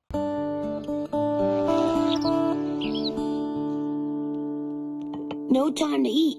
I have to get this Valentine done so I can mail it by tomorrow. Well, at least eat the butter, Bobby. It's loaded with vitamin A. What's this, Bobby? Have a girlfriend? Happy Valentine's Day, Joseph? Love, Bobby? Hey, hot stuff? Bobby, you can't give this to Joseph. Why not? He is hot stuff. You should see him skateboard. Bobby, if you give a Valentine to a 6th grade boy, girls are going to think you're sensitive. And something like that can follow you the rest of your life. Now, here's a candy for Joseph. It says, "Hey, you're okay." And we'll just put this card over here for now. Ooh, right. I can use that. Who's your Valentine, Luann? Nay. Since Buckley said he's going to forget Valentine's Day again, I finally made myself realize that to love yourself, that's the greatest love of all. Isn't that right, Aunt Peggy? No. No, that's not really true at all, in fact. Love between 2 people is the greatest thing that there is. At least that's true of Uncle Hank and I. Would you like to hear the story of how we first realized we were meant to be together? I'm listening. Well, our first Valentine's Day, we weren't even in the same room, but I have to say, it may have been our most romantic.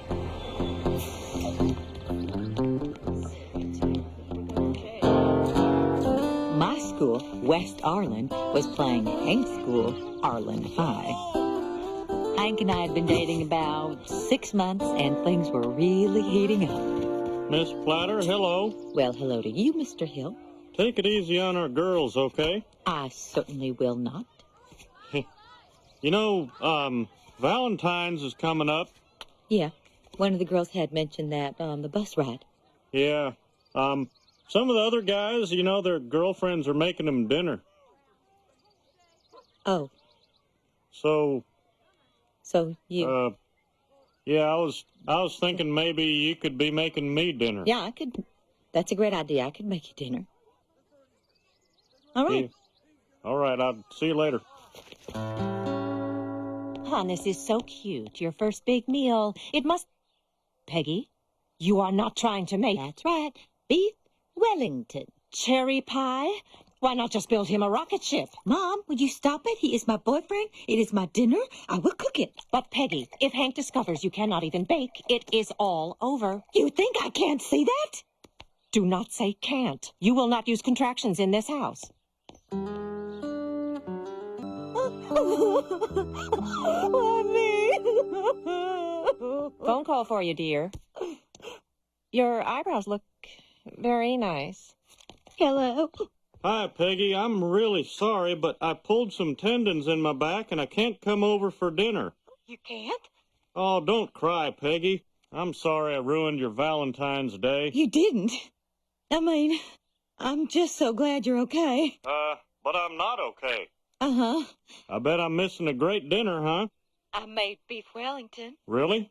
Is that steak? Yes, sir. And I made a cherry pie. And a blueberry pie. Wow, Peggy, I love both those pies. Hey, hold one of them up to the phone so I can smell it. I'm holding one up to the phone right now. Oh, it's hot. Oh, yeah. I'm just imagining eating it. Mmm.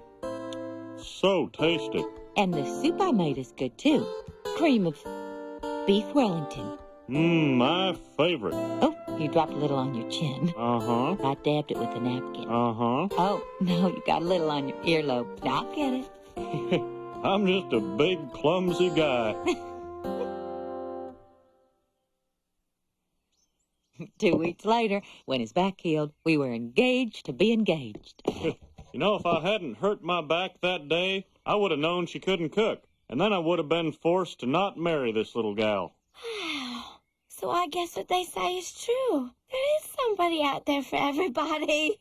Huh? No, I don't think that follows at all, Luann. Nope, not for everybody. Oh. Oh, guess what else? I'm going to see that old school today. I'm subbing for the record keeper. The old high school, huh?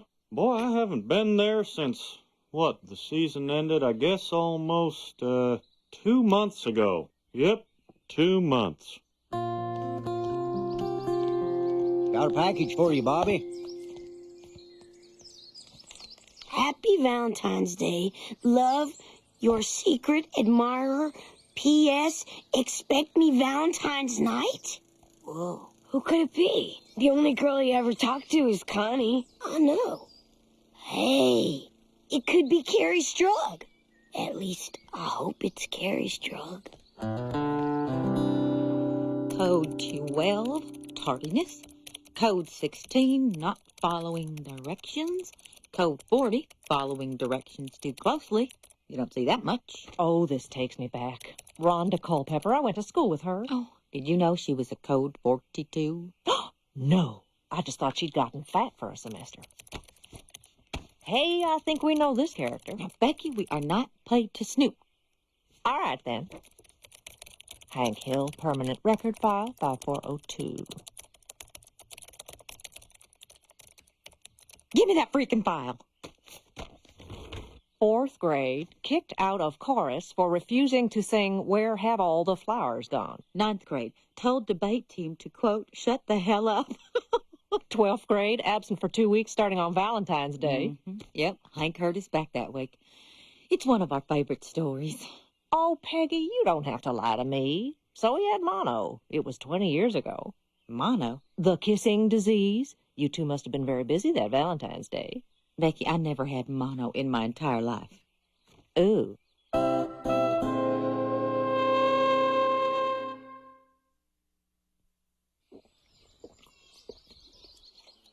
Hey, Hank, did you ever wonder what it'd be like to drink beer standing over there? Curiosity killed the cat, Dale.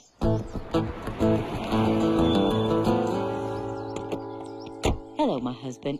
I was just thinking about some of your high school football days. Well, good. That's a good thing to be thinking about. You know, like when you hurt your back and you were out for a few weeks? Oh, yeah. I took a pretty big hit, I tell you what. You know, a funny thing happened today. I took a look in your permanent record, and it says you had mono those 2 weeks. How did you get mono, Hank? Well, I happened to share a soda with a guy on the team one day. It was the 70s, you know. That's funny. You know, on the way out of the building, I stopped by the school nurse's office. She did not mention that you could get mono that way. Well, I wouldn't put too much stock in what that woman said, if you know what I mean. Oh. Well, I wasn't aware of that. For a moment there, I thought, well, never mind what I thought. She's on the trail. She's going to find out. No, she's not. Unless you let something slip. I don't let things slip, Hank. I place information. Normally, I'd share these chocolates with you all. It's just that these came from my secret admirer, so they're kind of special. You know what's funny? We were just talking about Carrie Strug like 2 days ago, remember? And I get this Valentine. It's probably from Carrie Strug. Why do you think she's so great? So she does gymnastics, so what? Let's see her play violin. Besides, she's in her 30s. They don't tell you that. You're missing the point, Connie. She had a broken leg, and she just kept going.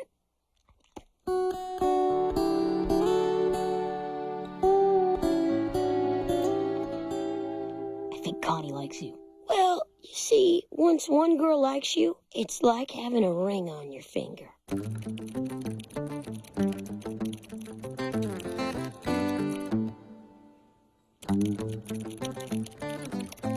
Beck, when you were entering the records for Hank's senior class, did you notice anyone else on the football team with mono? Oh, hon, you just can't get it out of your head, can you? Oh, I know it seems silly. I'm afraid I can't. Well, neither could I. I already did the search. There weren't any other football players with mono, unless a girl named Amy Edlin was on the team. Who?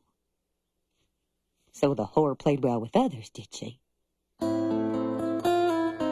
This girl could have been drinking a soda, and she set it down next to a football player, and Hank assumed it belonged to said player, and... That's it, Peggy. You just take that lie and wrap it around yourself like a warm blanket. Well, I don't know it's a lie. Yet.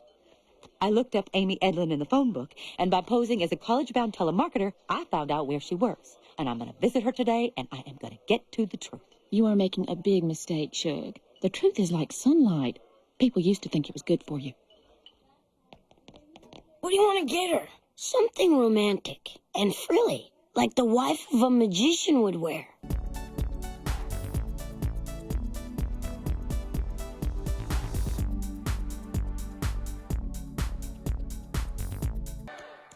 It's compulsory that you be my Valentine.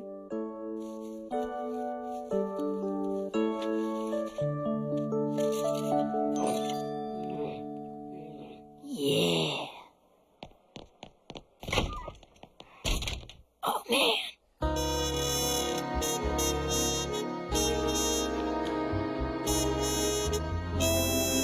Hello?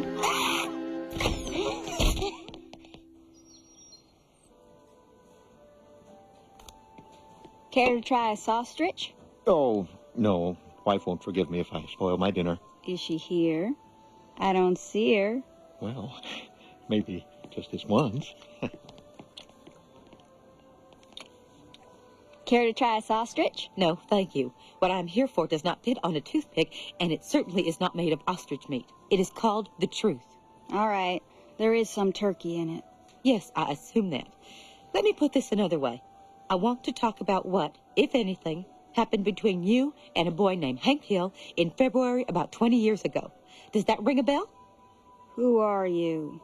I am a lot of things. I am a mother, I am a teacher, and I am a wife with some questions that desperately need to be answered. They call me Peggy Hill. It was a few weeks before Valentine's, and my boyfriend had just broken up with me. I guess I just had something to prove. It could have been anybody.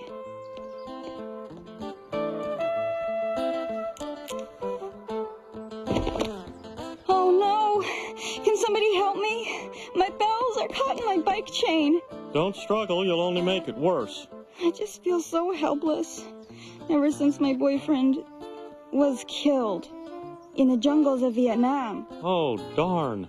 I'm so sorry about your loss. You're very brave to bicycle in the state you're in.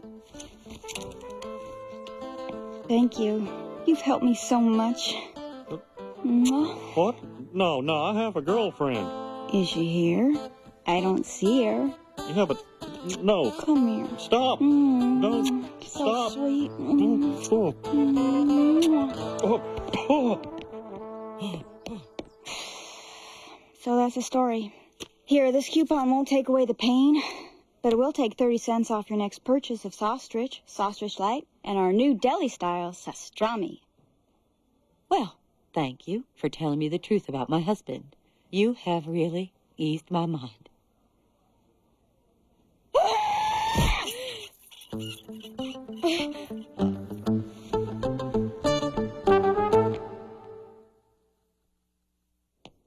Peggy, it was over 20 years ago. No, sir. It was just yesterday that we told Luann the story of how your bad back saved our relationship. Do you remember?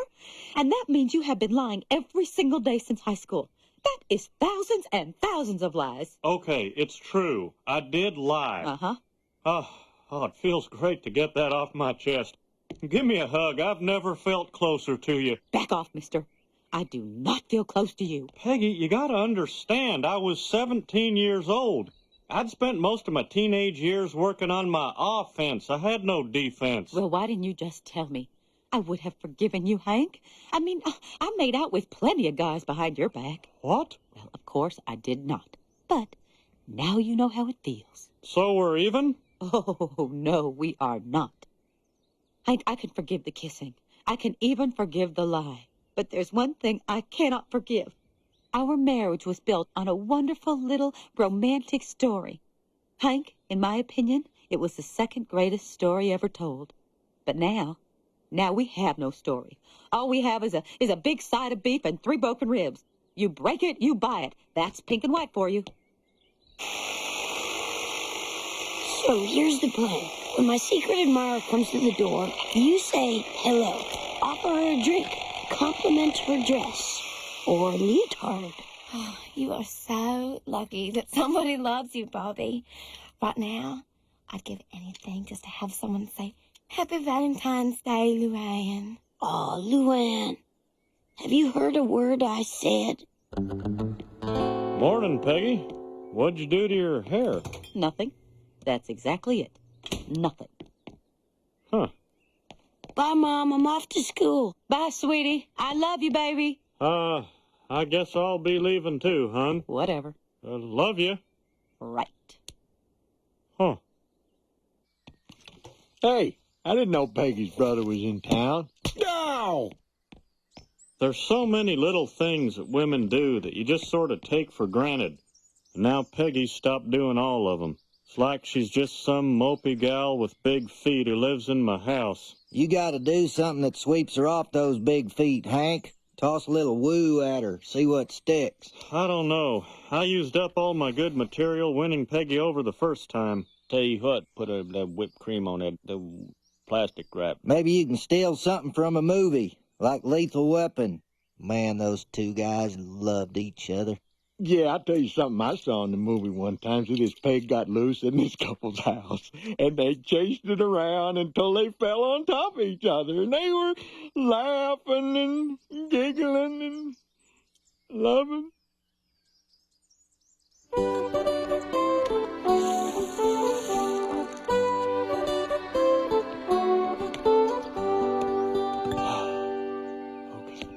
Peggy, come out here a minute, would you? Oops, oh my gosh, you're about to step in that rain puddle. That gives me an idea. Now you may pass unsoiled, mademoiselle. Isn't that the jacket that I made for you? You You said that gang stole that jacket because it was the wrong color. Huh. If your lies were dollars, I would have $100,000 by now, and I would live off the interest, Hank. I'd still have to keep my job, but things would be a lot easier.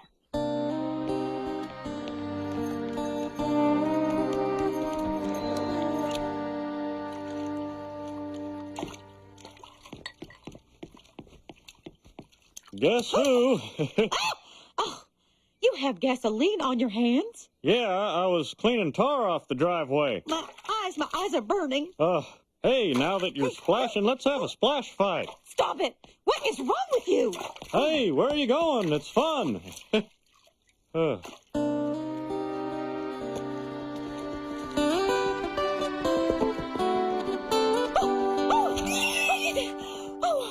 the heck? It's a little pig in the house. Oh, this is crazy. It's fun, like in that movie. Let's chase it together. I'll grab it and you snatch the bow. It'll be romantic. Come on, it's pig chasing.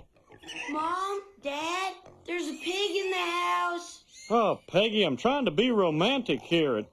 I just wanted to make things right again. For that, you would need a time machine. And all you have is a pig. You can't just make up a romantic story for us. The great ones just happen naturally. And right now, neither of us knows if one will ever happen again. But Peggy... Oh! My back! Congratulations, Hank. You just ruined one of my favorite movies. When's your date gonna get here? How should I know? I don't even know for sure who she is, or if her leg is fully healed. Where should we hide? In the closet. And don't play with the dry cleaning bag. You could suffocate. Hey, where's Connie? She want to see this. I thought she'd be here. Bobby, your secret admirer is here. Grandma? Happy Valentine's Day, boo-boo. No! Your grandmother loves you. You cannot believe what Hank has put me through. I have never seen a more pathetic series of unromantic, childish stunts. Oh, Shug. First, he thinks flowers are going to make everything better. Oh, they just don't Typical get it. flowers. Never. Then he actually drank a whole bottle of champagne out of one of my pumps. My charcoal pads filtered out most of the alcohol, but he still got tipsy enough to sing a Chuck Mangione song. Do-do-do, do-do-do-do. That one? It is our song. Then he lets a rented pig go in my house, and he tries to get me to chase it. Just like in that famous movie, right? Uh-huh. And he ends up flat on his back in bed on Valentine's Day, just like in high school. You know, you could write that story down, put Fabio on the cover, and sell it at the airport. That is one of the sweetest stories. Nancy, could I borrow your cell phone for a moment?